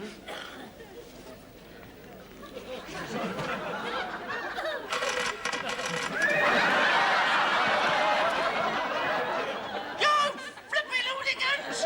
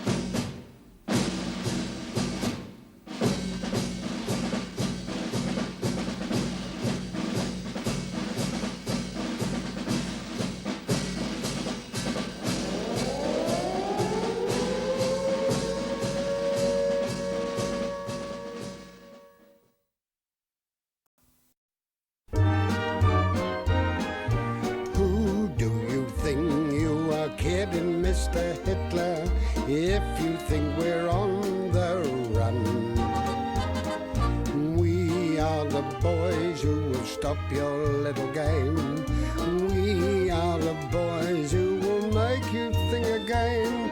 'Cause who do you think you are kidding, Mr. Hitler, if you think old England's done?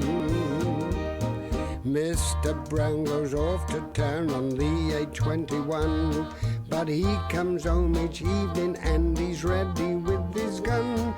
So who do you think you are kidding, Mr. Hitler, if you think old England's done?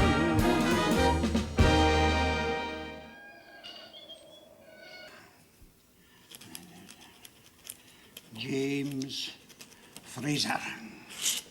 Aye. As you know, aye. Dear Mrs. Pickering, I hope you found the funeral arrangements for your late husband entirely satisfactory. May I say how sorry I was that the hearse ran out of petrol just outside the city. I'm sure your dear departed husband would have been proud of the way you helped to push him to his final rest. And what a fine, strong woman your mother is. I hope he managed to get the mud off her skirt.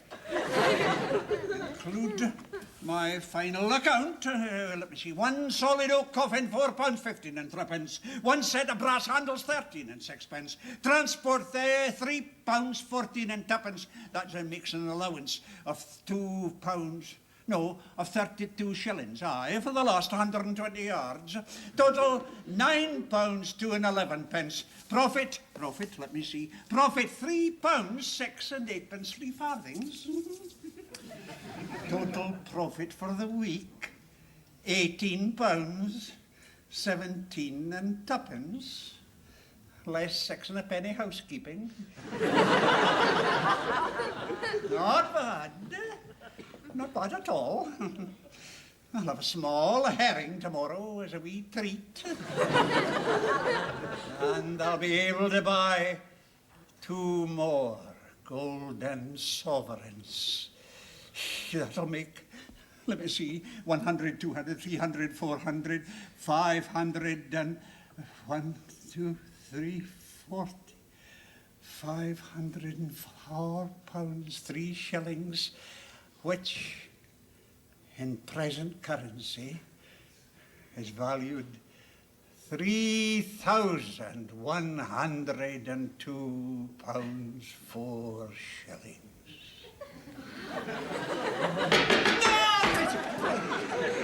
Oh, merci, no, didn't do that. Oh, sirs. Oh, who's there? It's me, Dr. McCavity. Just hold on a wee minute, will you, Doctor? Oh, dear, I'll be with you in a minute, son. Just, which is just a little important, but I won't be long, Doctor.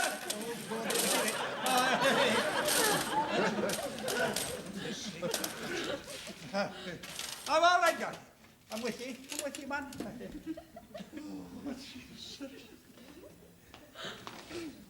Oh, it is him. Doctor, come in, man. Come away in. That's right. There you are.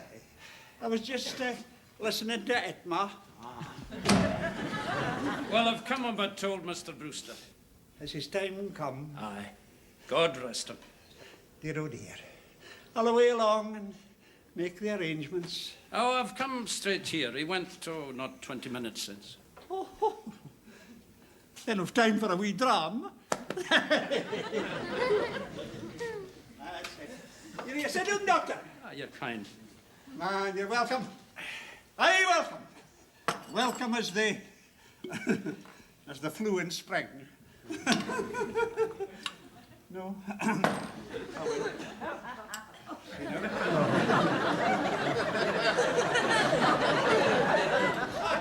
Dear. Long may your cup be full. Here. Doing your books, are you? Aye. Look at that. 6 and 4pence, it's hardly worthwhile. It's a hard life. Well, I'll be off then.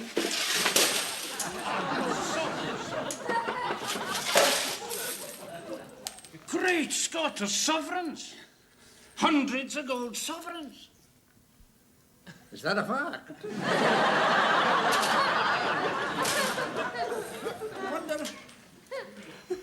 I wonder how they got there. You know, I find what you're telling me almost beyond belief, Doctor. I saw it with my own eyes.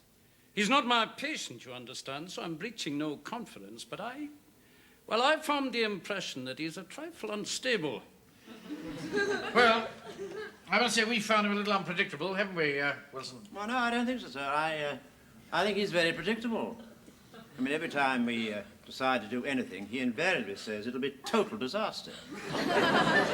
The point is, if all that gold got stolen, I really think it would turn his mind without any shadow of doubt.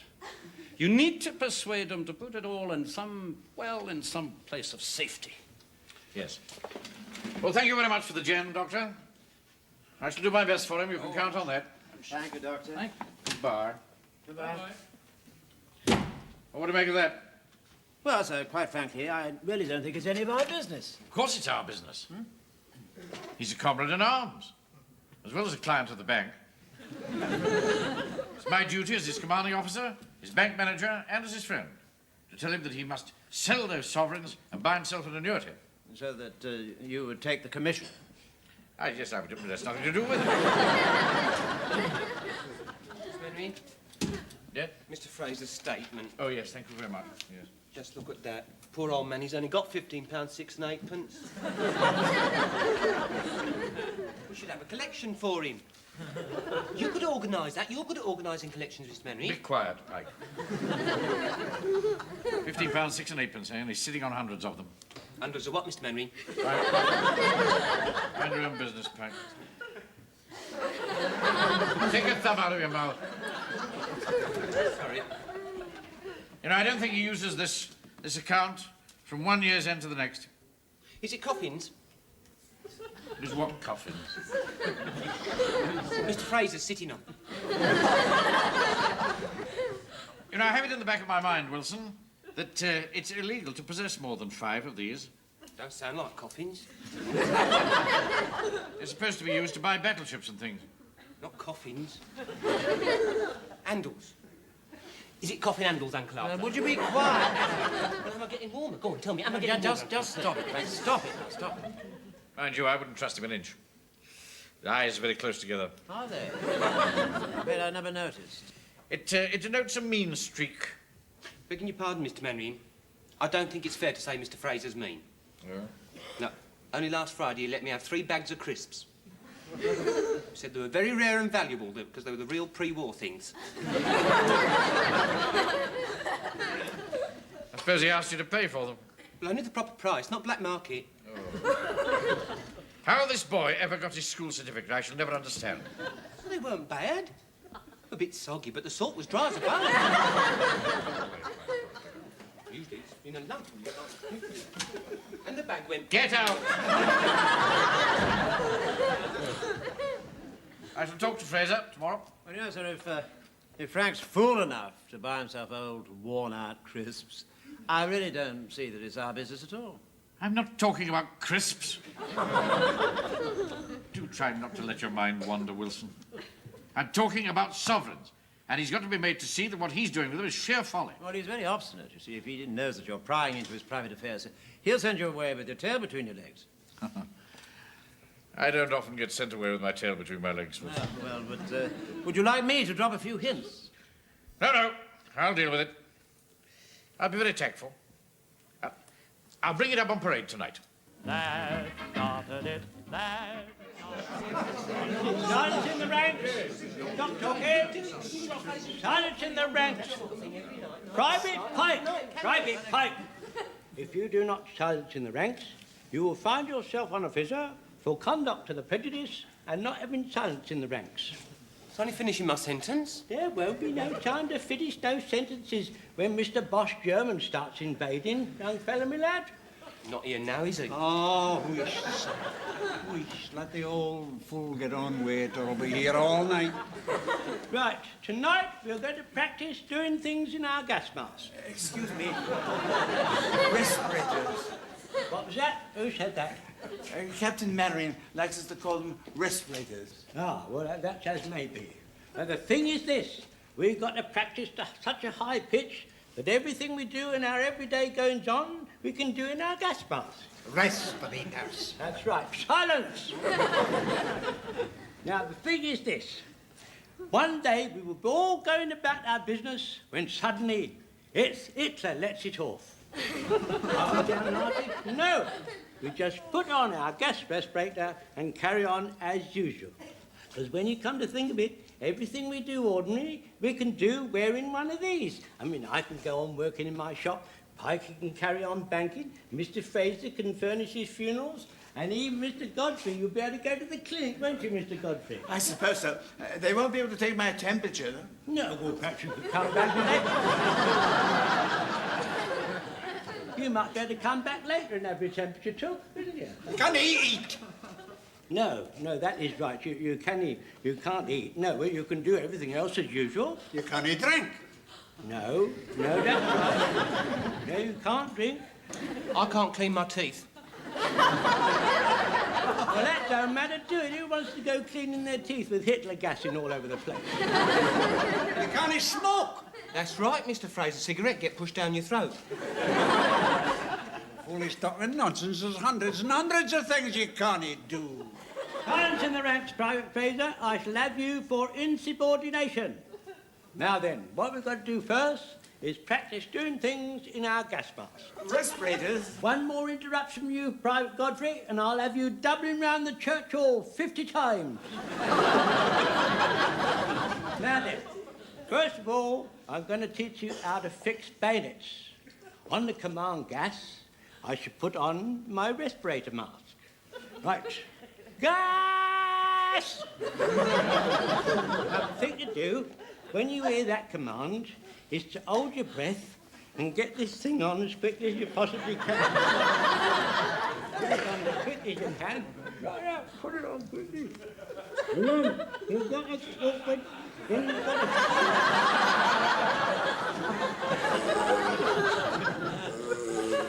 Then you've got to get your rifle in your left hand. You've got to get your picture bone.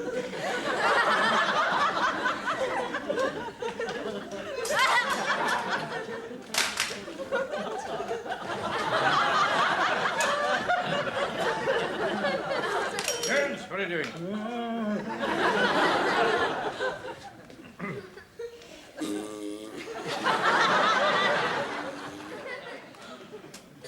Sir, I'm trying to teach the men how to fix their boats with their gas mask. Take it off. Oh, sorry, sir. I'm trying to teach them. I'm trying to teach the men how to fix bayonets in their gas masks, sir. Respirator. Yeah, we keep telling him. Fine. Fall the men in, will you? Right, sir. Will you fall in, please, in 3 ranks, quick as you can. Now, I'm going to speak to the men about money and security. On a broad basis, you understand? Oh, how lovely. Now, we'll soon see if Fraser gives himself away, right? Now, before we dismiss, I just want to have a little word with you about savings. As you know, this war is costing us millions of pounds a day. Now, I expect you all worked hard for all your life. Yes, I had a hard life, sir. When I was 10 years old, I had to get up at 5 o'clock in the morning and follow the milkman round with his horse. Yeah. And every time the horse stopped, the milkman shouted, "Hang on to that horse, you young shaver." And he wasn't a nice horse, Captain Manning. Because in the winter, in the cold, he used to stamp his feet and tread all over my toes. And in the summer, with his flies, he used to keep tossing his head and he used to toss me over his shoulder. And if I let go, the milkman used to clip me round the ear hole. They only paid me 2p a week, but it was a good life. Now, we must get our money to work for us. It's right, isn't it, Thomas? Oh, yes, sir, certainly. Yes, sir, yes.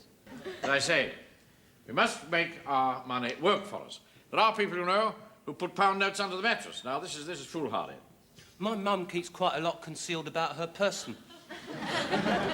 Says nobody will find it there, least of all Uncle Arthur.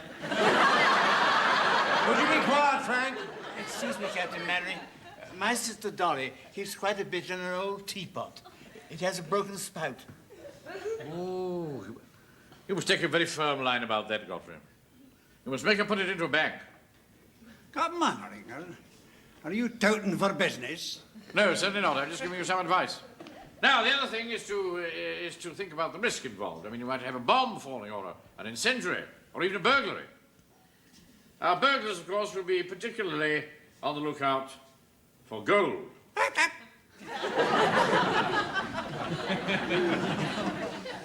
Not that I expect you chaps have much gold about, but if you have, then it's your patriotic duty to sell it to help the war effort. And put the money in your bank. Not necessarily, no. Right, that's all. Got 10. Ha! Smith. Come with me a moment, would you, Wilson? Yes, of course, yes. I think that was pretty well done, don't you? Oh, yes, very well done indeed, sir. I think I handled that rather subtly. Yes, very diplomatically, sir. Yeah. I don't think Fraser suspected that I was referring particularly to him, do you? Oh, no, sir, no, not at all, no. But I must say, when you said the word gold, I did just notice that he jumped ever so slightly out of his skin. But I'm quite sure that he had no inkling that I really knew. Oh, no, sir. No, not at all, no. Come in. Yes, Fraser. Captain Mannering, there's just one thing I want to say to you. If you think you're going to get your hands on my gold, you can think again. I don't trust banks, I don't trust bankers, and I don't trust you. That's all I want to say. Thank you.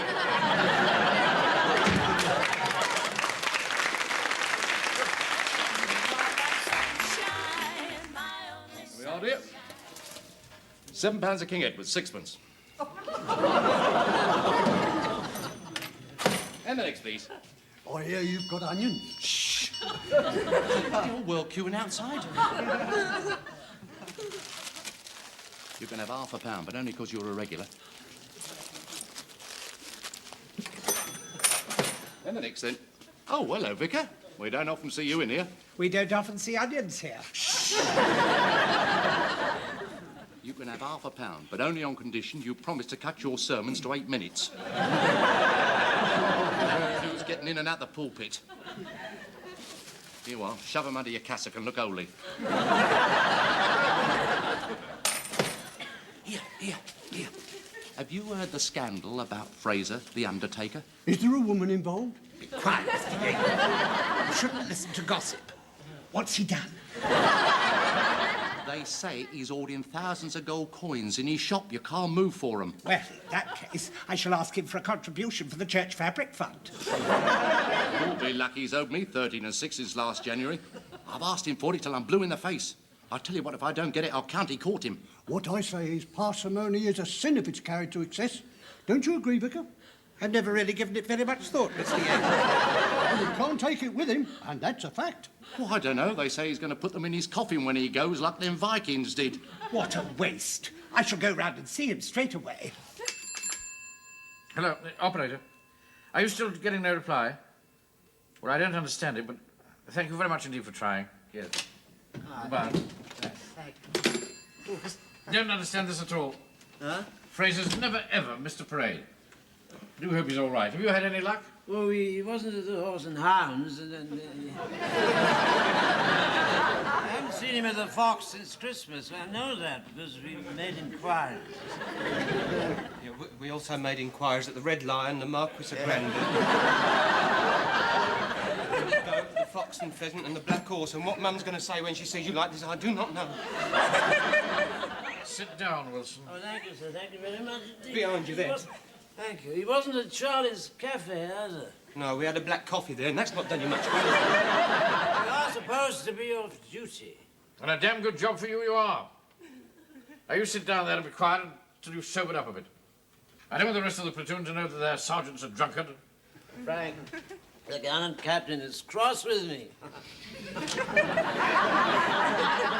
He was wasn't in the library, sir, and he didn't answer when we knocked on his door, but he's took his milk in, so we know he's taking nourishment. I went to the Peabody Rooms, but he wasn't at West Drive. Well, he's probably with some fruity in a gambling den in darkest Warmington. Warmington on Sea Home Guard. Is that you, Captain Mannering? Fraser, where are you? Why aren't you on parade? I'm not coming. It's all your fault. I can hardly move for folk hammering on my door. Even that peely Wally Vicar. No, mark this. None of ye are going to get your hands on my gold. I'm putting it where none of ye will ever find it. Now, here, Fraser, nobody wants your gold. All we're trying to be... hello? Hello? Hello? Put the receiver down. Was he in a call box, Captain Mannering? I don't think so. I didn't hear the tuppence go. Then he was at home. The point is, what is he going to do? I know what I'd do if I was in his shoes. I'd get all my gold and I'd melt it down. And when it was all hot and bubbly, I'd pour it into a mould and make of it a large vessel. And then I would paint it white and put it somewhere where it didn't notice. You mean you'd make it into a vase de nuit? What did you say? Vase de nuit. It's French. I'm aware that it's French. It means literally a night vase. Night vase? Tiddly pot. What do you say? We used to call them at school, you know, when we were in the dorm, we used to call them tiddly pots. Will you be quiet?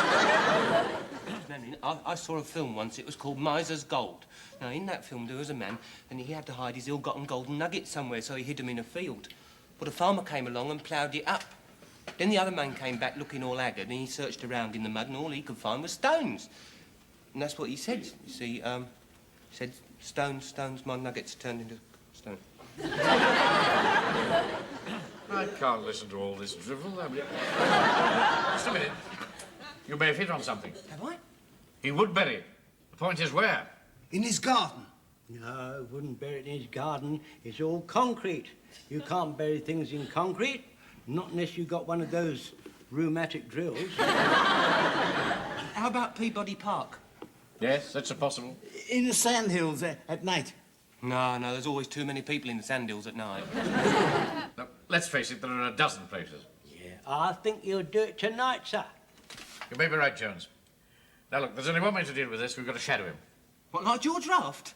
Well, now, we'll make a roster. We'll keep him covered throughout the hours of darkness. Right, Sergeant? Put down all the Oh, no, never mind. Tiddly pots, that's what they're. 1, 2, button your shoe, put on... Hello? Hello? Yeah. Captain Mannering? Yes. Jack Jones the butcher here.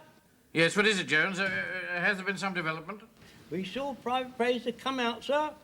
Out of his house, we've got a box under his arm. Not an undertaker's box, you understand. Go on. So, and he looked kind of furtive, and he moved off. So we followed him, and we followed him, and we followed him. Don't get on with it. And then he went into a churchyard. So I said to Pikey, you stop here and watch him. Come on. He's in the churchyard.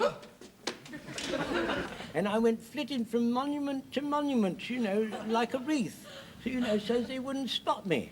And then suddenly I saw a telephone box and I thought to myself, oh, that's hunky-dory. So I got out 2 pennies and I was just... Hello?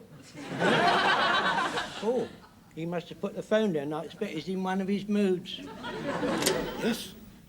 Hello. Who is it? It's me, Chief Warden Hodges. Here, guess what I saw on patrol just now? Was it animal, vegetable or mineral? This isn't a game. I've just seen Fraser sneaking into the churchyard with a box under his arm. I'll bet it's full of gold and he's going to bury it. But when the vicar asked him for a donation, he told him he was as poor as a church mouse. I was there in person. He said it plain as a pikestaff, through his very own letterbox. I just thought the vicar would like to find out what's going on in his churchyard at 1:30 in the morning. All right. We'll be round in 5 minutes.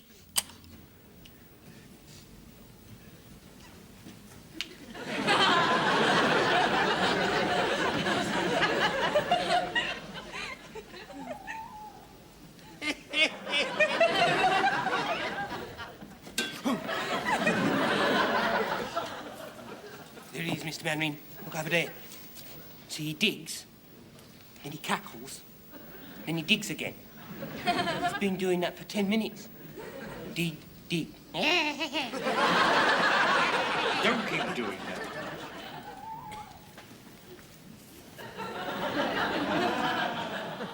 There he is. Do you see what he's doing, Your Reverence? He's desecrating. Don't think it's quite as bad as that, Mr. Yeaton.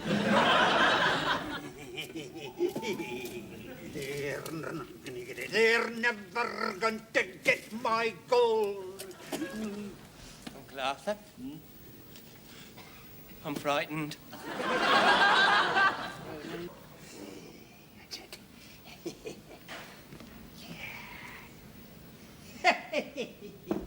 Wait till he gets to the gate and then we'll go and investigate. He's off. Let's follow him. Wait a minute. I can see figures moving. This is the place. Right. Uncover it, Pike. Well, with? With your hands, of course. There might be slugs and worms and creepers. Get up. You ought to have somebody look at that boy, you know. Yeah. They're wearing army hats. I do believe it's Mannering's lot. What's he doing here? Come on, Mr. Yeatman. Ever so heavy.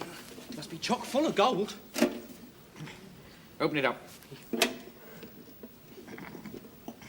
It's locked. Here, Pikey, here's my bayonet. Do you think we should, sir? After all, it's not ours. You're quite right, Sponge. Leave it alone. Ah! Oh, caught you red-handed. You were just going to steal that, weren't you? I was doing no such thing. What are you doing here, then? I'll deal with this, Mr. Yeatman. Captain Mannering is going about his lawful occasions. What, in a churchyard at 1:30 in the morning? I'm very concerned for the welfare of one of my troops. You approaching that box? Will you be quiet, Mr. Yeatman? I'm going to speak to Fraser tomorrow, and I'm going to strongly advise him to sell these sovereigns and buy himself an annuity. On which you get commission. On which I get... Never mind that. So you see, Fraser, we acted from the very best of motives. But the fact that we could find your box so easily only adds proof to my statement. The bank is the best place for your valuables, whether they be in cash or in kind. But not your bank. Please don't interfere, Mr. Hodgson. Fetch the box, would you, Wilson? Yes, of course, yes. We've got a key. Here, son. Give that to the captain. He's a fine man.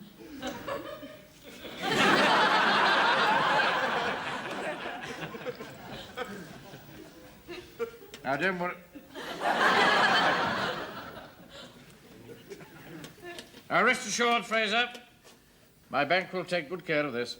And a small contribution for the fabric of the church will be most gratefully received. It's a brick. It's a damn brick. Aye, it's a brick. And yon vicar can have it for the fabric of his kirk.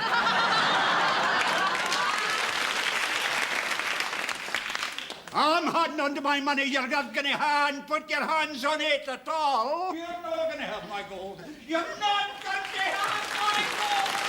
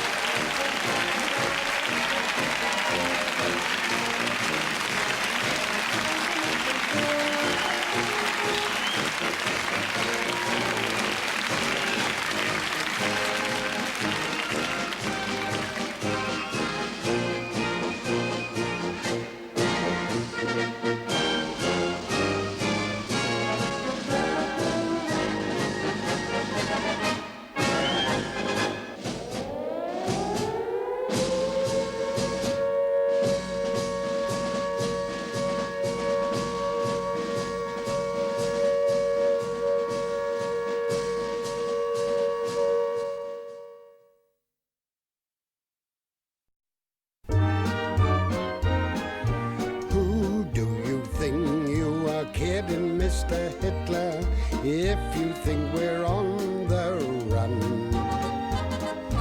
We are the boys who will stop your little game.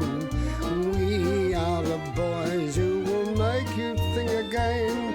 'Cause who do you think you are kidding, Mr. Hitler, if you think old England's done? Mr. Brown goes off to town on the A21, but he comes home each evening and he's ready with his gun. So who do you think you are kidding, Mr. Hitler, if you think old England's done?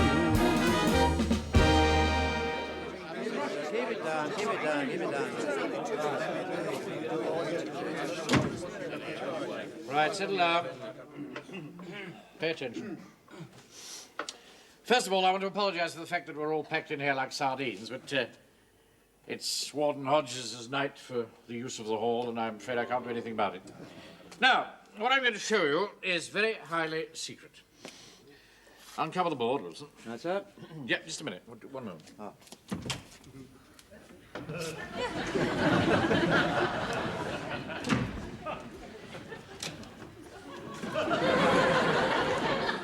Clear off. Get out of it. Right. So? Oh, yes, that's awfully good, sir. It's quite surprising. All right, thank you, Wilson. Now, can anybody tell me what this represents? Are you going to write a song, sir? That's a good idea, a song. A platoon song. We had one in the Sudan, you know. Yes, all right, thank you, Jones. Oh, Lord Kitchener, he may look very odd. In spite of what the people say, I don't think he's... That's all right, now, thank Sorry, so I got a bit carried away, you. Now, this is it, men. A highly secret invasion warning device has been set up along the coast, not very far from here. Its purpose is to detect enemy boats and landing craft long before they reach the shore, so as to give us the vital time needed to prepare our defences. Now, all this information goes to GHQ along these wires, which are patrolled day and night by regular troops. Now, next weekend, we are taking over the 2-mile stretch which is in our area for 24 hours. Now, I needn't stress the responsibility that this task entails. Any damage to those wires could affect the entire course of the war. Sorry to bother you, Captain Maverick. I just want to finalise arrangements for the church parade on Sunday. Well, I'm afraid it's going to have to be cancelled, Vicar. We shall be out on secret duties. Are there any guarding some silly old telephone wires? That's classified information. How did you get hold of it? See this white hat, mate? Chief ARP Warden, that's how I know. Believe me, Vicar, we're very upset that we can't come to church. Well, I'll come out to you. We'll have a simple service in the open air. Oh. But we haven't got any transport, Your Reverence. Oh, dear, I forgot that. Ah, what a pity. I'll run you out there, Vicar. Why don't you mind your own business?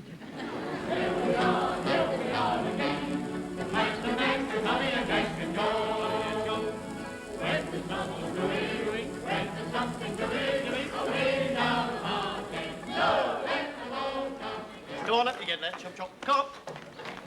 Oh, boy. There you go.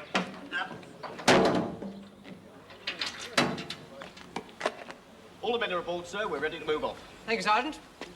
Where the hell's that relief force got to? They're late.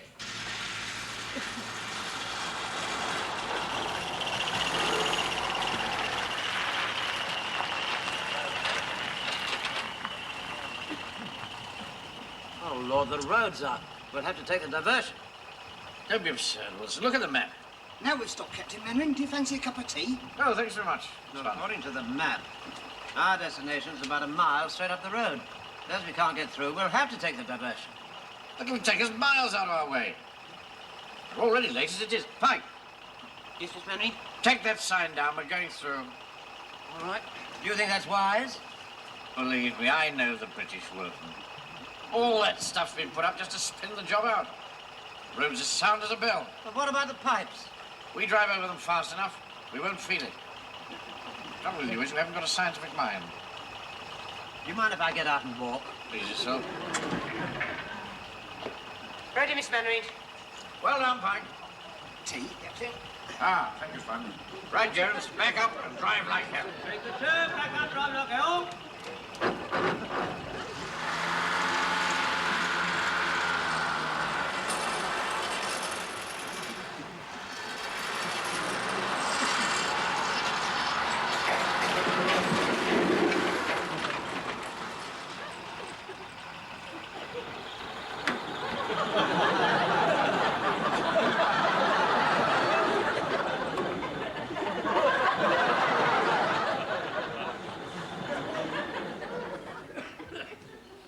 What has happened to that relief force? They're 10 minutes late. What's that dirty old butcher's van doing, sir? I've no idea. Tell them to move on. Oh, you! Get off out of it! We're waiting for the relief force! We are the relief force.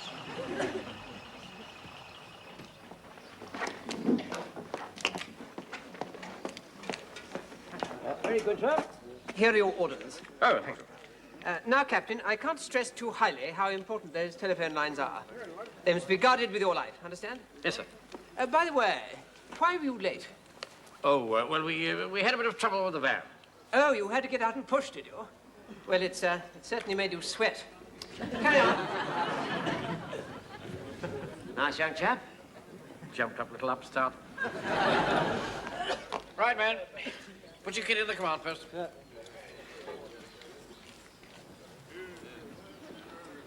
What's that dreadful smell?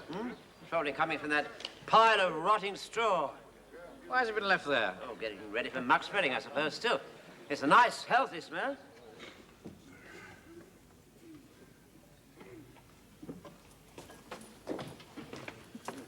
Right, stand by for orders.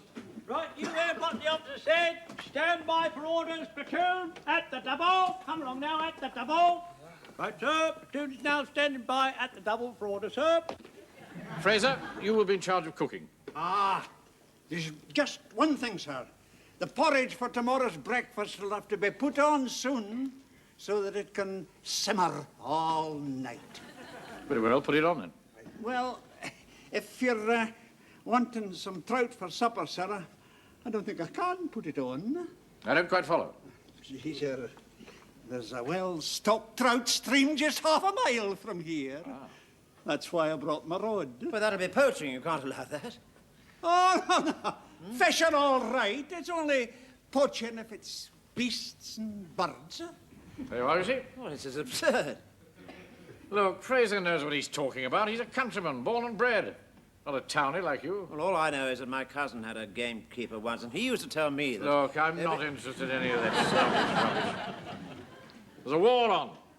We're troops on active service, and we're entitled to live off the land. Have you got some corned beef? I don't like corned beef. Carry on, Fraser. Sir. Right. Sir. You cook the porridge. Oh, right. Yes, just take notes, son. We don't want any watery porridge, so it's 1 jug of water to 1 mug of porridge for every person. Have you got that? 1 jug to 1 mug, yeah? That's what boy. Right, now, arrangements for sleeping. Now, what we doing? Hey, hang on. Wait a minute. No.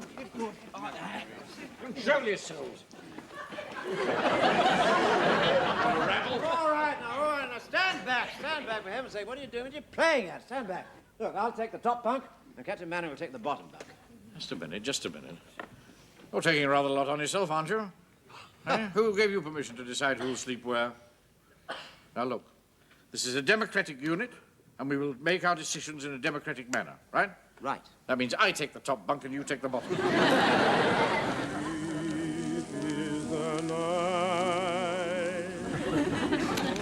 How's the porridge going, Pikey? Oh, simmering along nicely.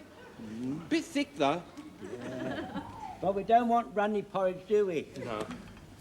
It's good stuff, porridge, isn't it? Yeah. I remember once when we was in the Sudan, we'd been marching through the desert for days and days, and we was all exhausted, when suddenly a Scottish soldier fell down on the ground, and we all halted, and General Kitchener come riding up on his horse. What's going on, he says. Mr. Jones, why is it whenever you tell a story about General Kitchener, you put your hand on your hip? That's the way he used to stand, all halted. What? Why? Why? Well, I don't want to go into all that now, Pikey. Now, where was I? You made me lose my thread. Scottish soldier lying on the ground. Oh, yes. So he was lying on the ground, and he looked up and he says, "Huck high, he ejaculated. Oh, I can't go on, I can't go on. That is Scottish for I can't go on. Stop it nonsense, says General Kitchener. Doing it again, Oh, stop it. Stop it nonsense, he says. You want to take more attention to your national hero, Robert the Bruce. When he was lying in a cave, he was going to give in when he saw a spider trying to climb to the ceiling. 50 times that spider tried, and eventually he succeeded. And Robert the Bruce was determined to succeed like that spider. Suddenly, the Scotsman jumped up. "Yoroo, yoroo," and he started to jump up and down. "That's better," said General Kitchener. "That story has lifted your morale." But it wasn't that what lifted his morale. You see, a scorpion had climbed up his kilt.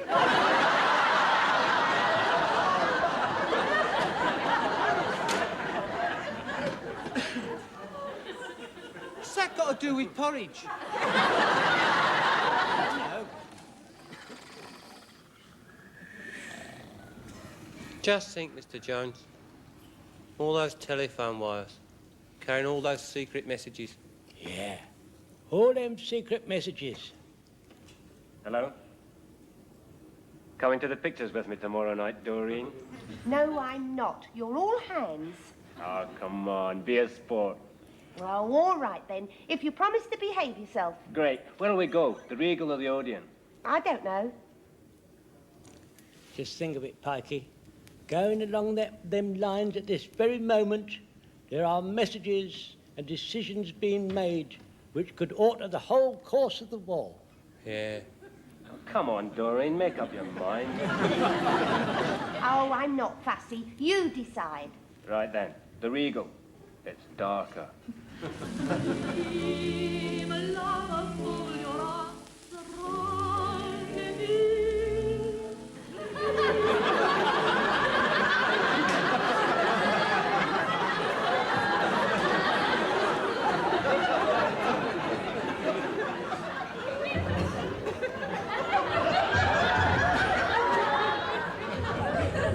Here they come again. Pikey, go and wake Mr. Manring. Right. Here, wait a minute. Don't shout, you might give him a start. Wake him quietly. Quietly, yeah. Right.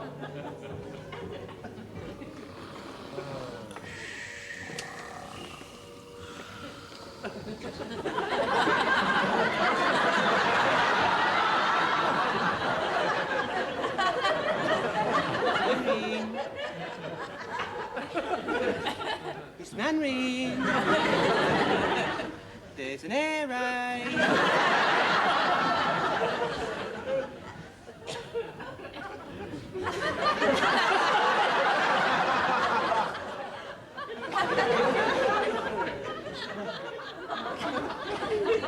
You shrunk.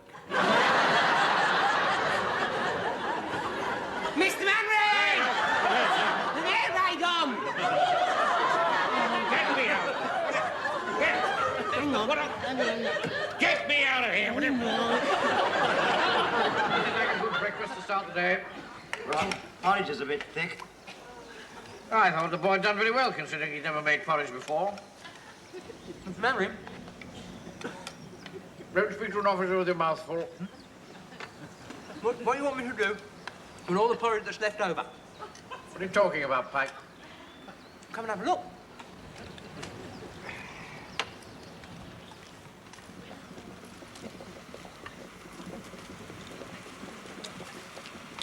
What on earth did you make all that much porridge for? There's enough there for 100 men. Well, I only did what Mr. Fraser said. 1 jug of oats to 1 mug of water. I said 1 mug of oats to 1 jug of water. You stupid bull.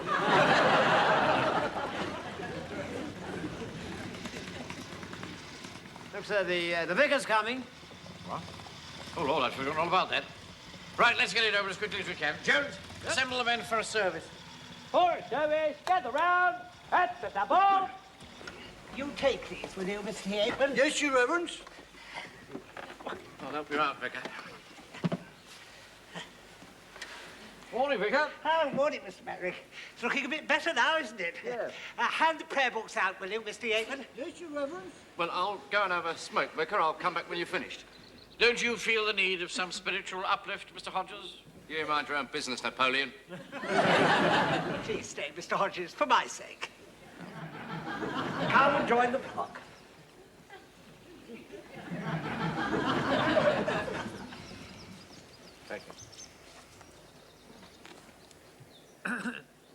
brethren, we are gathered together in the true spirit of comradeship and brotherhood. Let us give thought to those things above that control our destiny. Let us raise our faces to heaven and give thanks. Good Lord. He is indeed Captain Manning. Heavens above. I'll do the praying, Mr. Yeaton. There's a bomb on the wire! Don't panic! The bomb on the wire! Take cover! Good heavens!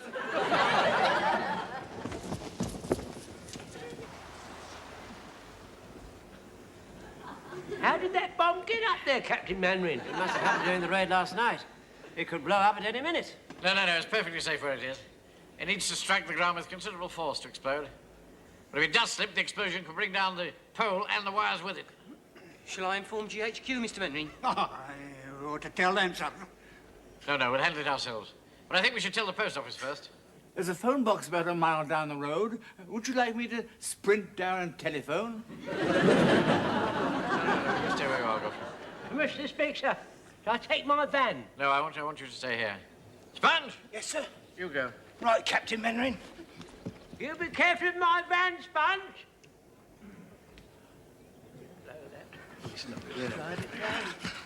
Where have you been, Sponge? You've been gone for more than an hour. I'm sorry, Captain Manring. After I've made the phone call, I couldn't get the van started. I've had to run back. What have you done to my van, Sponge? I've done nothing to it. Be quiet, Jones. What did the telephone people say? They said they'd send a team of experts along right away. That was over an hour ago. Well, perhaps that's him now.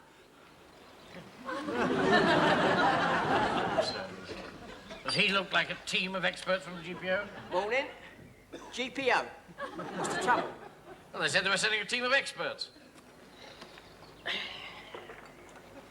I may not be an expert, but I know what I'm doing. Well, what are you doing about that, then? Oh, no. That's outside my territory. I shall have to report back. You mean you're refusing to go up? That's right. In that case, I shall requisition your ladder. Jones, Pike, go and set it up. Sir. Now, look here, my man. I don't like your attitude, and I'm going to report you to your superiors. You can report me to Winston Churchill, as far as I'm concerned.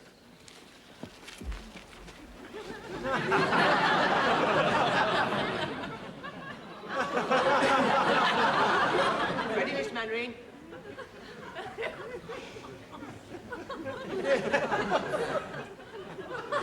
You stupid boy. The ladder's too short.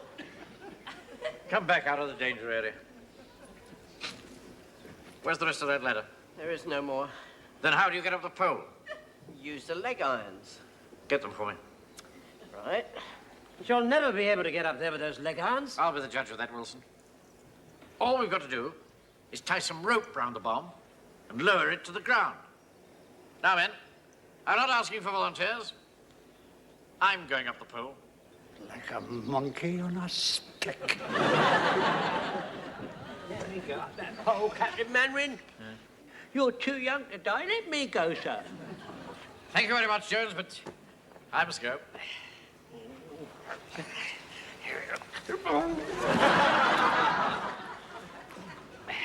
Oh, I forgot to tell you. You can't walk in them. They're only for climbing. Pike, carry me. What, by myself? Hodges, help Pike carry me. Oh, do no such thing. I'm a non-competent. I'm keeping out of it. I'm ordering you to carry me. Why don't you shoot him, Mr. Manring? Go on, you get up and shoot him. I think he's yellow, don't you? Of course he's yellow. All right, I'll do it. Come on, then. Right, keep back the rest of you. Don't want to risk too many lives. Forward!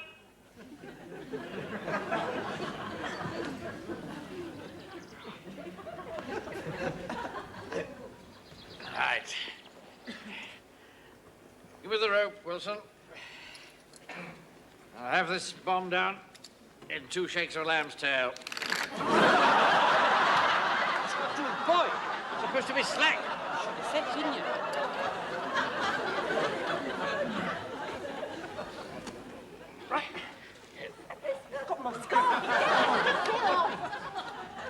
Look what you've done. Wait a minute. I've got a better idea than this. Jam the irons in hard, sir. Come on, get him a hand up.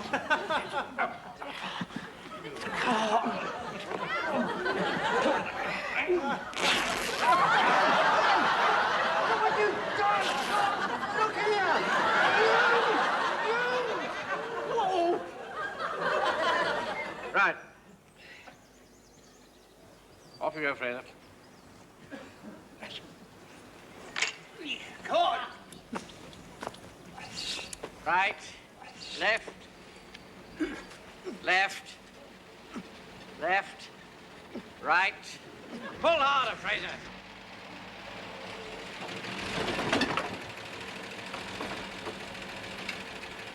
You want any help?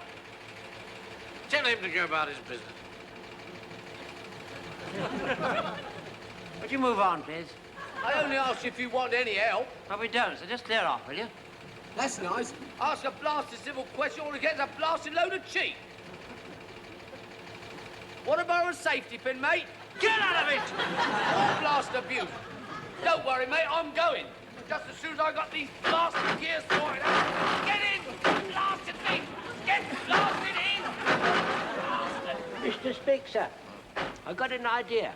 Why don't we take the furniture on that van and build it up and up and up until it's high enough to reach the bomb? Well done, Joe. Wilson, stop that man.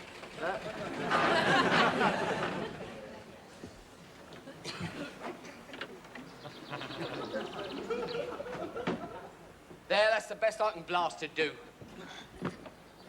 Right, up you go, boy. I'm not going up there. It's all wobbly. There you go, sir. Then we got that wobbly tower of furniture. If it wasn't for my rheumatics, I'd be shitting up there like greased lightning. Aye. And if I'd good eyesight, I'd be up there like a shot. Aren't you ashamed of yourself, boy? These men are 3 times your age. Go on, Frank. Show us what you're made of. You'll see what I'm made of. I'll be spread all over the road. All right, I'll go. Uncle Arthur? Yes? Mum's going to hear all about this. Go on, Frank, get up there.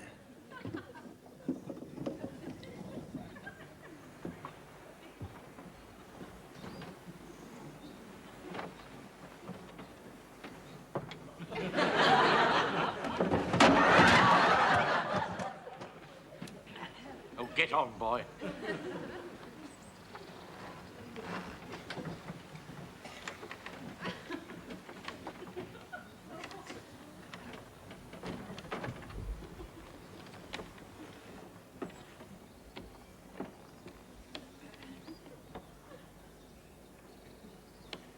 It's not high enough, Mr. Mannering.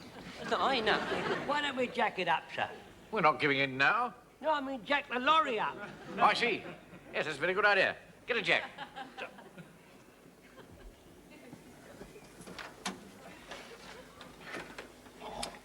I hope you know what you're blasted doing, mate. 5 blasted pounds this blasted furniture cost me. Hold on, Pike. We're going to lift you up. What?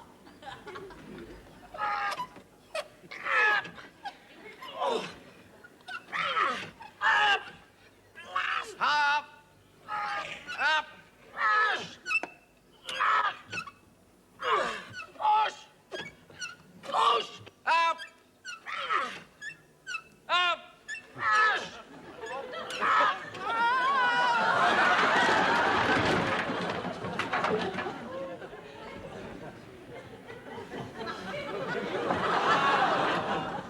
Can't you do anything right, boy?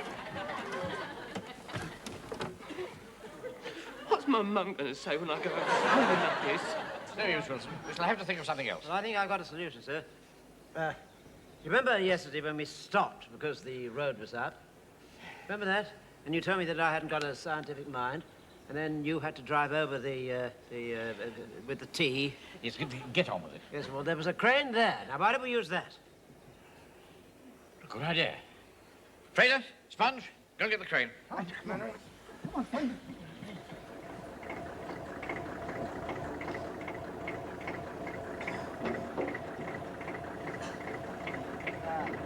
luck, Jonesy.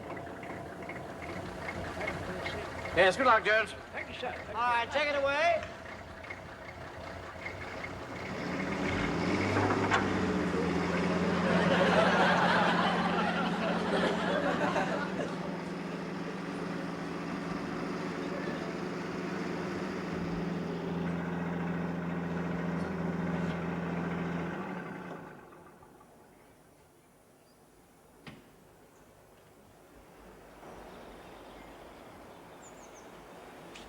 I can't quite reach it, sir.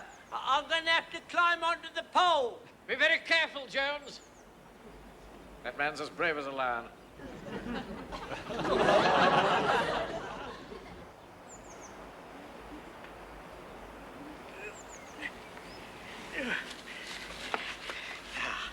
That's better. Just going to work it loose.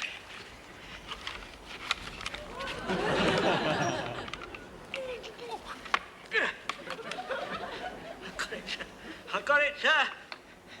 I got it. I got it, sir. I got it. Oh, I best get it. I've got to get it back. Yeah.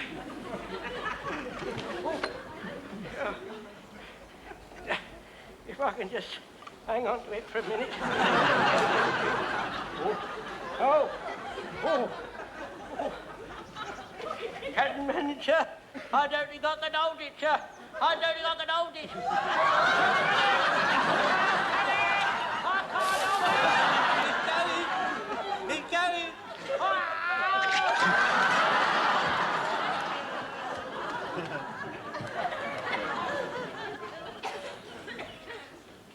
Lucky you made all that porridge, Frank. Not such a stupid boy after all, am I, Mr. Mandarin? No. Oh, I'm sorry, Pike. Good job we didn't have kippers for breakfast. Mandarin, how am I going to get down? Don't worry, Jones. We'll think of something. But supposing I get a shock? You can't get a shock unless somebody makes a telephone call. Mr. Speak, sir. I think someone's on the line now.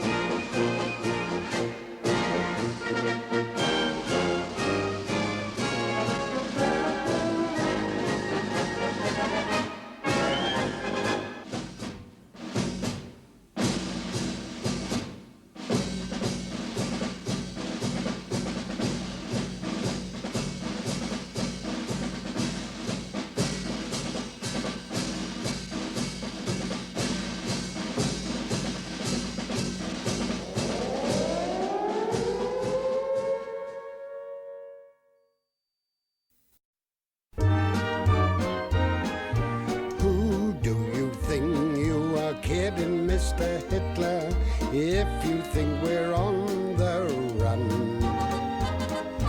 We are the boys who will stop your little game. We are the boys who will make you think again. 'Cause who do you think you are kidding, Mr. Hitler, if you think old England's done? Mr. Brown goes off to town on the A21, but he comes home each evening and he's ready with his gun. So who do you think you are kidding, Mr. Hitler, if you think old England's done? Oh, hello, Mr. Godfrey. You remember me? I'm Mrs. Fox. Oh, of course, sir. Can I do anything for you? I wanted to have a word with Mr. Jones. They're going for a march around the town. I feel he'd be some little time yet. Oh, well, I promised to phone him at 8. But as I was passing, I thought I'd put him out of his misery. Never mind, I'll phone as promised. Bye. Bye.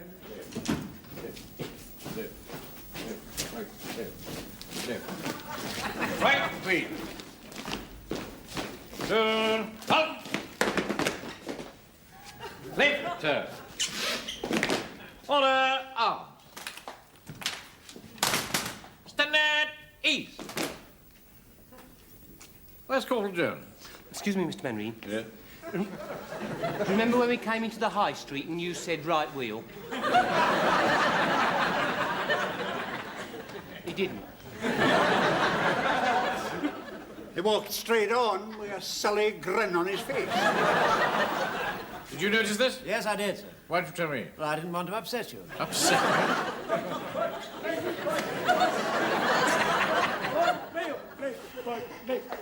Up!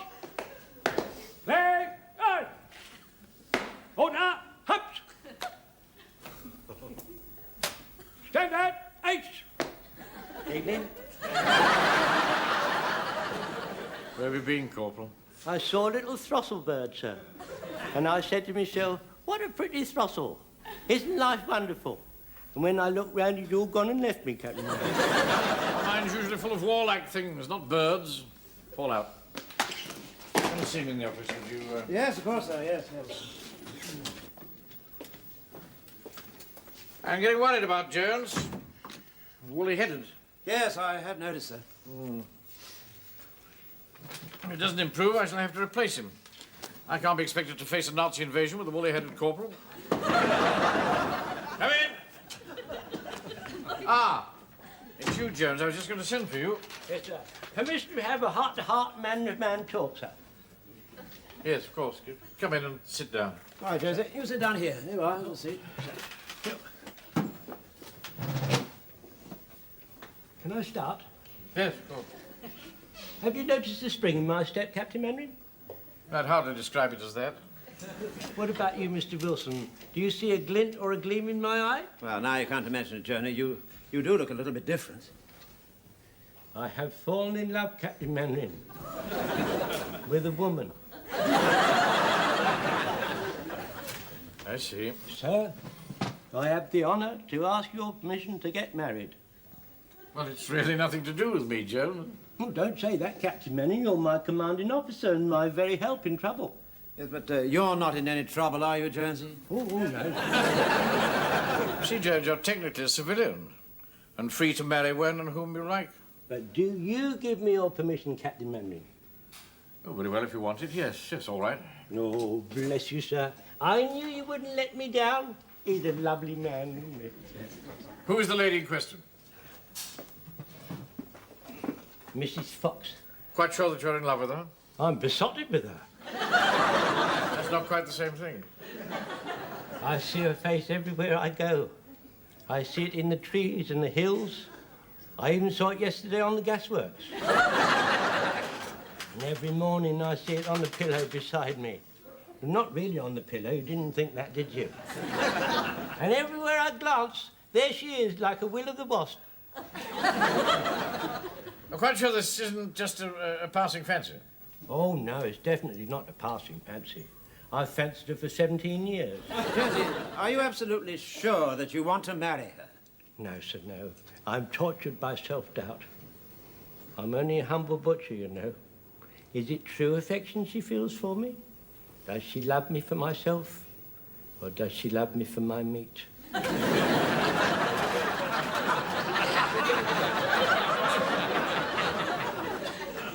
Were you planning to get married? Well, I don't know if she'll have me. Well, you mean you haven't asked her yet? Oh, yes, I've asked her. I've even offered her an ultimatum. She's supposed to telephone me up at 8 o'clock with the answer. Can I sit by the phone, sir? Let me sit next to the phone, sir. No, I'm sorry, you can't, sir. You can't have you sitting next to Look here, Jonesy, now why don't you wait outside in the hall, and then when she calls, we'll come and fetch you, all right? Oh, Mr. Wilson, what would I do without your compromising suggestions? Well, sir, I should be waiting on tenterhook, sir. Thank you, sir. Thank you, sir.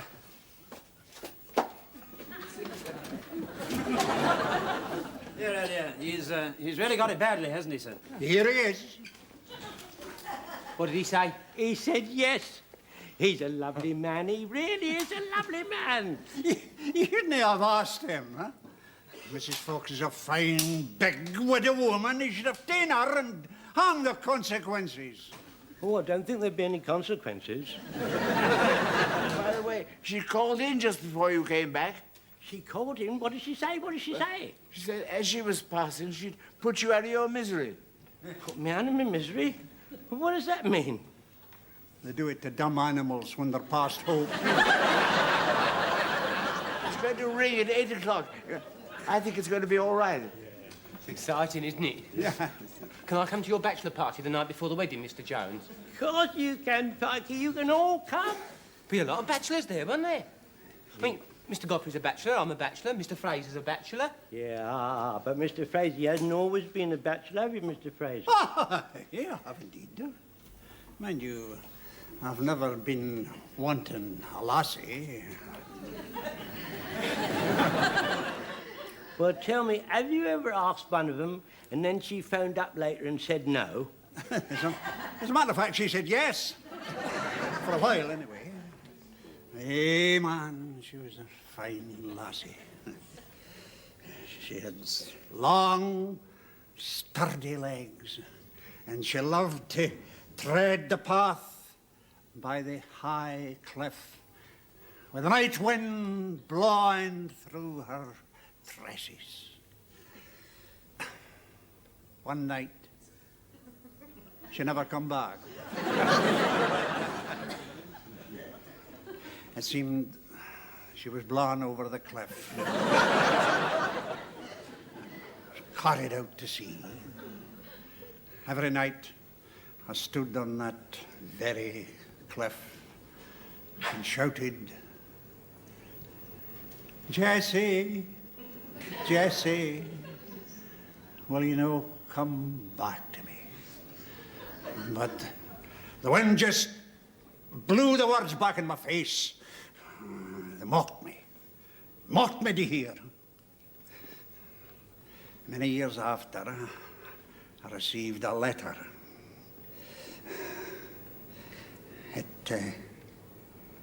I was sure that it contained news of her.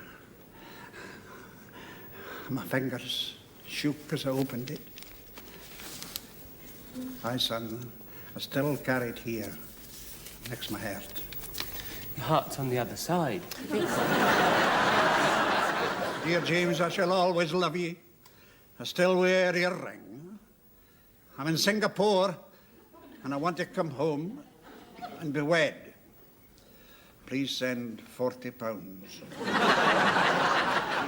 Yours forever, Jessie. Did you send it, Mr. Fraser? Away with you, boy. Do you think I'm made of money? There's a telephone, there's a telephone. Don't panic, don't panic, it's a telephone. It's Mrs. Fox. Go on then. It's Mrs. Fox. That's Mrs. Fox. That's Mrs. Fox. Hello, my darling, it's me. Now you got to give me the answer and don't keep me waiting in suspense any longer, because I love you and love you and love you, and I want to be with you forever and ever. Oh. It's the Colonel for you, Captain.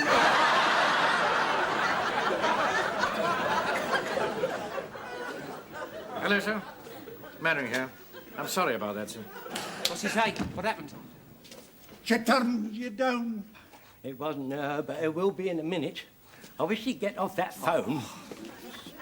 You're going to be long on the phone, Captain Mannering? Get out, Jones. Very good, sir. Thank you very much, sir. Mrs. Fox, she'll be phoning up in a minute, nor she'll get the engaged signal. Whoa, there's the phone. I see. Yes, of course. Yes, hold on a minute. Jones, I want you to keep very calm. This is for you. Jack Jones, the butcher. She wants me to sit down, sir. Well, give him a chair. All right, now sit down here, Jonesy. Come on, sit down. Sit down and try not to get too worked up. Oh, thank you, Mr. Wilson. He's a lovely man. He really is a lovely man. Yeah, the phone. Oh, yes. I am now sitting down. Yes. Yes. Yes. Thank you for letting me know.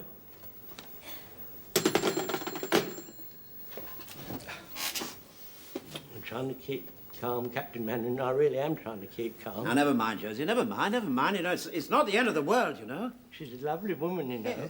She really is a lovely woman. It's no good. I can't keep calm. I'm going to break. She said she loved me, you know. She said, yes. I'm going to marry Mrs. Fox. I'm going to marry Mrs. Fox. I'm going to marry Mrs. Fox. I'm going to marry Mrs.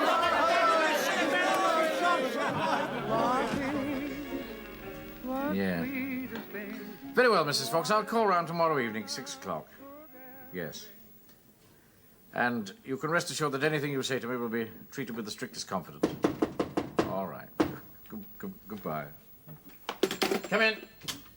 Oh, it's you, Wilson. Yes. Are the men gone? Yes, sir, they have. Did you want them? No, I didn't, but I did want to speak to you again about Jones. Oh, yes, he is still rather excitable, isn't he? You would have thought he might have calmed down after a week. Do you think I'm doing the right thing in letting him go ahead with this? Well, you have no authority to do anything else. On the other hand, it may work out all right, you know. After all, they're both the same class. Yes. Do you really think class matters? Oh, no question about it at all. Families that make the trouble. I had to contend with all sorts of snobbish rubbish when I married Elizabeth. Did you, as it were, marry beneath you? Oh, no. No, the family rather thought that she did. Oh. She's very well connected, you know, Elizabeth. Her father was the suffragan Bishop of Clagthorpe. Oh. Was he really? Led a very sheltered life, you know, Elizabeth. Very funny. Do you know she hadn't even tried tomato sauce before she met me? I soon put that right. You know, marrying you must have opened up a whole new world for her. Yes, I think it did. But I never felt at ease with her parents, you know. Always got the impression they were looking down their noses at me. Yeah, this was even after I'd become assistant manager. Oh, weren't they impressed by that? Oh, not a bit. It was quite a big branch, too, you know. I had my own partitioned cubicle. Did you? Still, Jones and Mrs. Fox won't be bothered with things like that, will they? Mrs. Fox has asked me to go around and see her, you know. If it's a question of advice, I shall be non-committal. Let no man put asunder, eh, Wilson? Yes, quite right, sir. Marriage falls asunder quite easily anyway, doesn't it? Oh, no. Not in my case. I've had a very happy marriage. Very happy indeed. That's all. Good night, sir. Good night. Good night.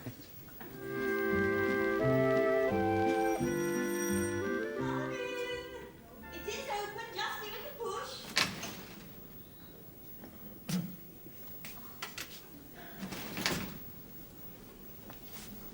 Mrs. Fox? Mrs. Fox? Oh, hello, Captain Mannering. My goodness, it's not 6 o'clock already, is it? 6:02 to be precise. Oh, my clock stopped again. I am sorry. Anyway, make yourself at home. I won't be a second. I'll leave the door open so we can keep on talking while I'm getting dressed.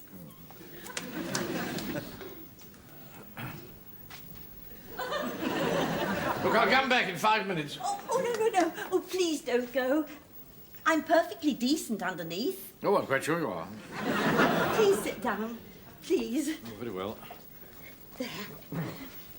I hope you don't mind coming to my little nest.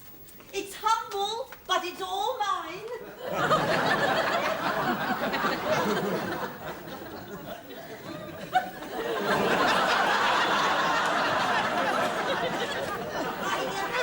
I wanted a few moments alone with you before the others arrive. The others? What others?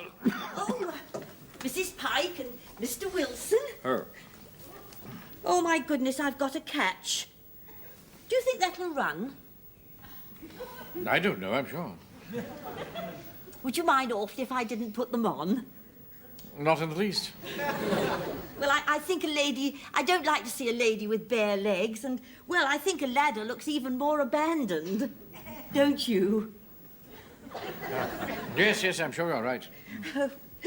I expect you're wondering what's on my mind. Yes, I am. Well, you see, it's like this, Mr. Mannering. I've always had what you might call a soft spot for you. And I've had a very high regard for you as well. Oh, dear. I'm not expressing myself very well, am I? Oh. Mr. Mannering. Yeah?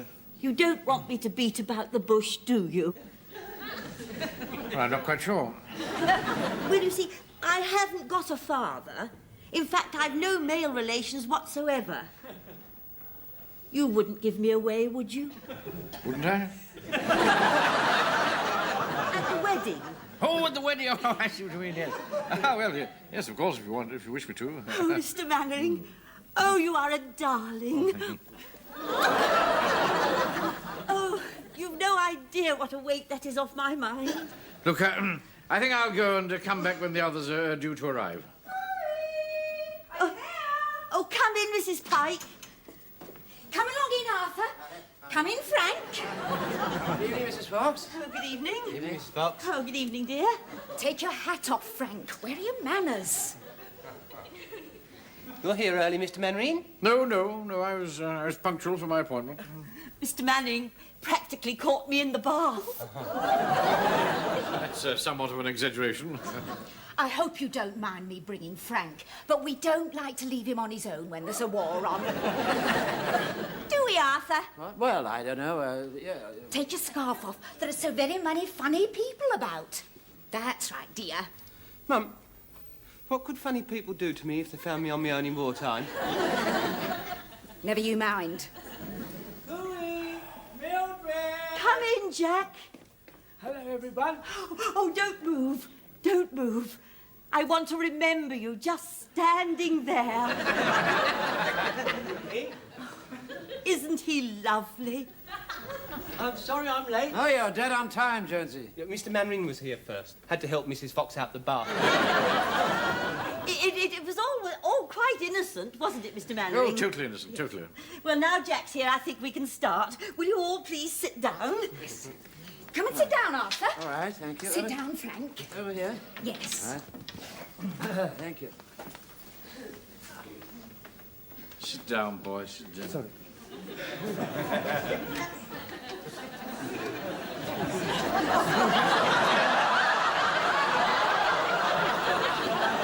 What are you doing?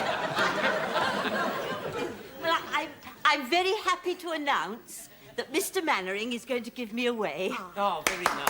Frank, give over, dear.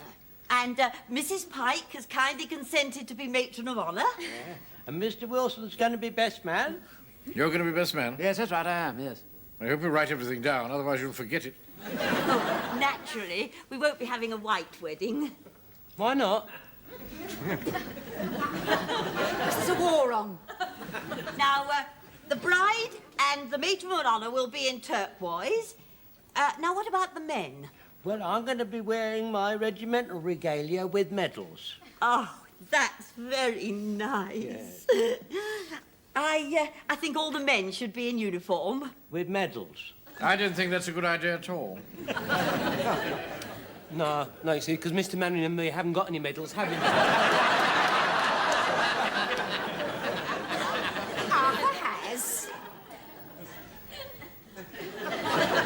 It's got nothing at all to do with it. I just think people are getting tired of uniform. Oh, I don't agree. Let's put it to the vote. Now, hands up for uniform and medals. Put your hand down, boy, you know that. Still seem to be outvoted. Well, that's settled then. Now, the flowers. Yeah, Mildred, can't you get out the bath on your own? Do I want to be with you? Right, everything's in order in the church. I've checked it myself. Wilson's job, really, of course, but you can't rely on him. Hello, Napoleon. I'm just off to the church. Everything under control, is it? Of course. I didn't know you'd been invited. Of course I've been invited. I'm a friend of the bride. Henry, all the guests are ready in church. Don't you think Mr. Jones should get in there as well? It's 5-2.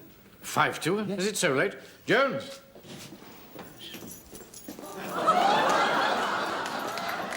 There's no sign of Mr. Wilson yet, and I'm getting myself in a state.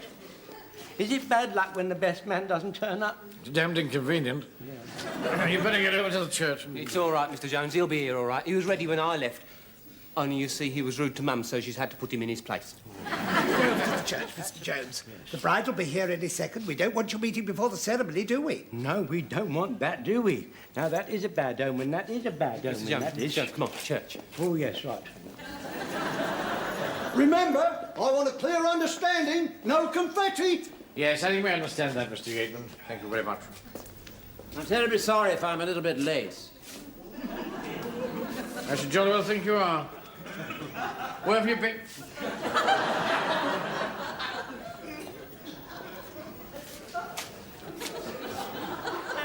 What's all this? I know, I'm awfully sorry, sir, but you see, Mavis, Mrs. Pike insisted. I'm wearing my uniform from the First World War. She found it in an old tin trunk. It looks ridiculous. Yeah. Well, I wouldn't have dreamt of putting it on, but, I mean, she'd hidden my trousers. An officer's uniform? Yeah, that's right. I was an officer. You never told me. Well, you didn't ask me. Anyway, it was unimportant.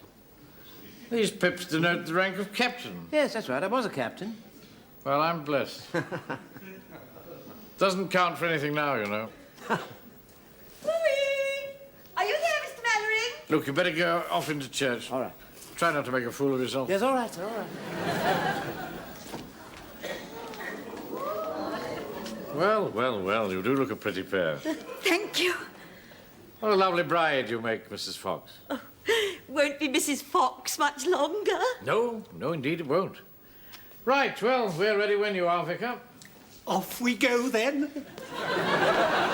Remember, I want a solemn undertaking. No confetti. Oh, come on, Mr. Gateman. You take my arm, Mrs. Fox.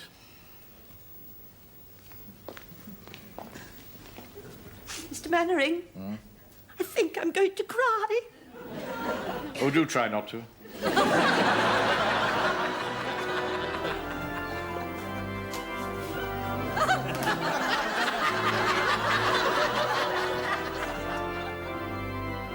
Here they come.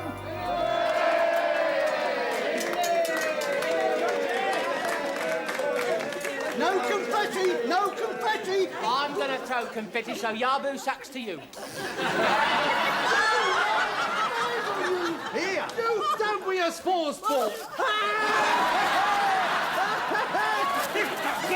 I thought you said no confetti. I did enjoy that. So did I. Ah, it's a pagan ceremony. And in that case, I should have thought that a complete waste of time. Captain Mannering, sir. Captain Mannering. The Colonel's just been on the phone, sir. He wants you to put the platoon on 30-minute standby. Thank you, Span. You hear that? 30-minute standby. Must be something afoot. Well, we're all here. I will keep it under our hats for the time being, but I think we ought to push things along, don't you? Right, sir. Yes, I Start do. the speeches. Right, sir. Yes, yes, of course. Keep yours short. Yes, I will, yes. Don't get drunk. What? Like one of these, Miss Godfrey. It's cider. I will make us tipsy. No, well, here's the bride and groom. Bridegroom. Probably your turn next, Mr. Godfrey. Charles nearly got married once, didn't you, Charles? I wanted to. It would never have done. Her parents lived in a bungalow. She married a farmer. I see her from time to time. Do you? She's a widow now. Is she? Have another one, Miss Godfrey. May I have your attention, please? Pray silence for Captain Mannering, who is acting as the bride's father.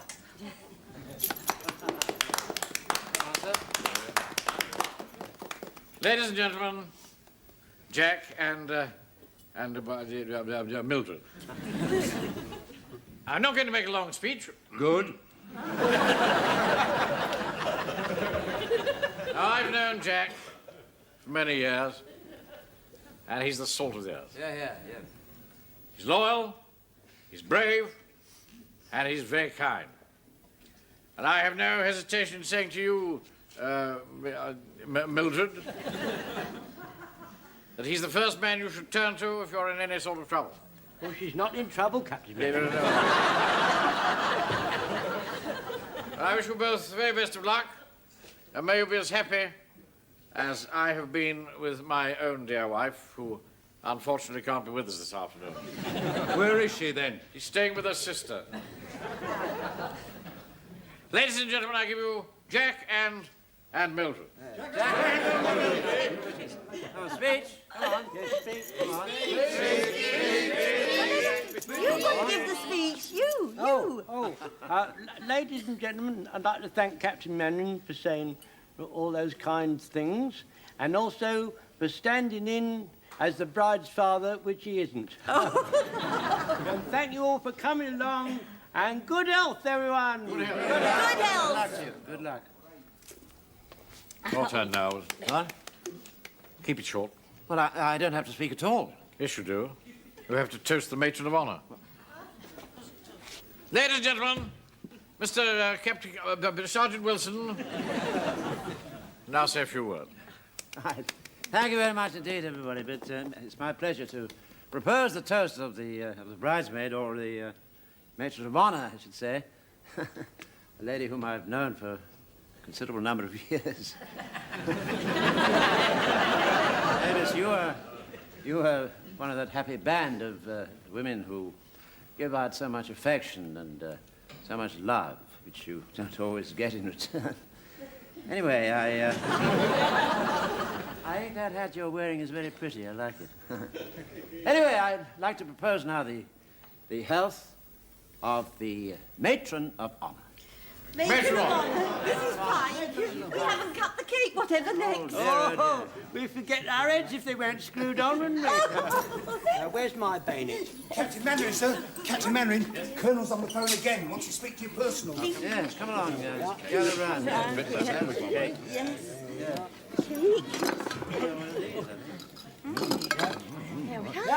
Here we go.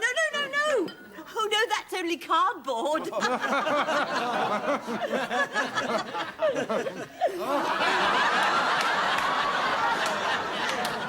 And there is a war on, you know.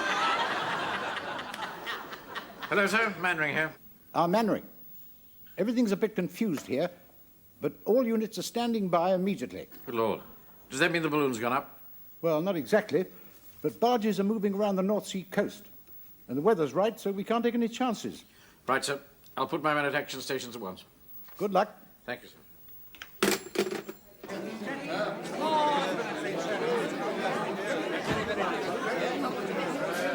Ladies and gentlemen, please. Order, please. Quiet. Please. Right, let's have your attention for a moment. There's no cause for alarm, but I want all members of the Home Guard to parade outside in the yard immediately, please. Quickly as you can. Pick up your rifles on the way. What's going on, Napoleon? You better contact your headquarters at once. There's an invasion alert on. There'll always be an England while there the country lays. Bet you didn't think you were going to spend your wedding night with me, did you, Mr. Jones? No, I did not, Pikey. You going to the Esplanade Hotel Eastgate, weren't you? Yeah. Never mind. Duty comes first. I wonder if they give me the deposit back on the room. Halt! Who goes there? It's me, Mrs. Jones. Mrs. Jones? I don't know no Mrs. Jones. It's me, Jack. Me. Oh, Mrs. Jones, the butcher's wife, yeah. I thought I'd come and sit with you a while. Oh, that's a good idea. Here, Pikey, if you keep a good lookout, and me and the missus, we'll go and sit down and have a nice little chat. A nice little cuddle and all. Nothing like that, Pikey. Oh. Come on, my precious. Yes, right. Oh, Jack. Oh. When this is all over, Jack, can we go and live in a little cottage? Yes, with roses round the door. Oh, yes. And a big fridge in the kitchen. What do you want a big fridge for? Keep all the big joints of meat in. Well, after the war. Oh, yes, after the war. Not that we won't have a joint or two before then, of course. Oh, who goes there? All right, Pike. Well done. Sit in the house. Any sign of anything? No, it's been ever so quiet. Where's Corporal Jones? Where he should be on his wedding night. With his bride. You stupid boy. Here I am, Captain Madden. I've just been having a little chat with me and the wife, you know. I kept ever so alert, though. I just sent her home. Yes, that's all right, yeah. Now, Sergeant Wilson has found a bottle of champagne, so we thought we'd come and drink your health. Oh, that's good, isn't it? Hand the glasses round. Well, I haven't brought any glasses, sir.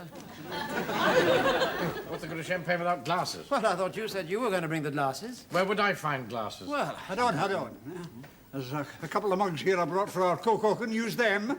Oh, I well, got my medicine glass. Yes, well, I suppose that'll have to do then. All right. Pour it out. all right. There you are, Jonesy. Keep a good lookout over the sea, boy. You're too young for champagne, anyway. Thank you. What are you lot doing here?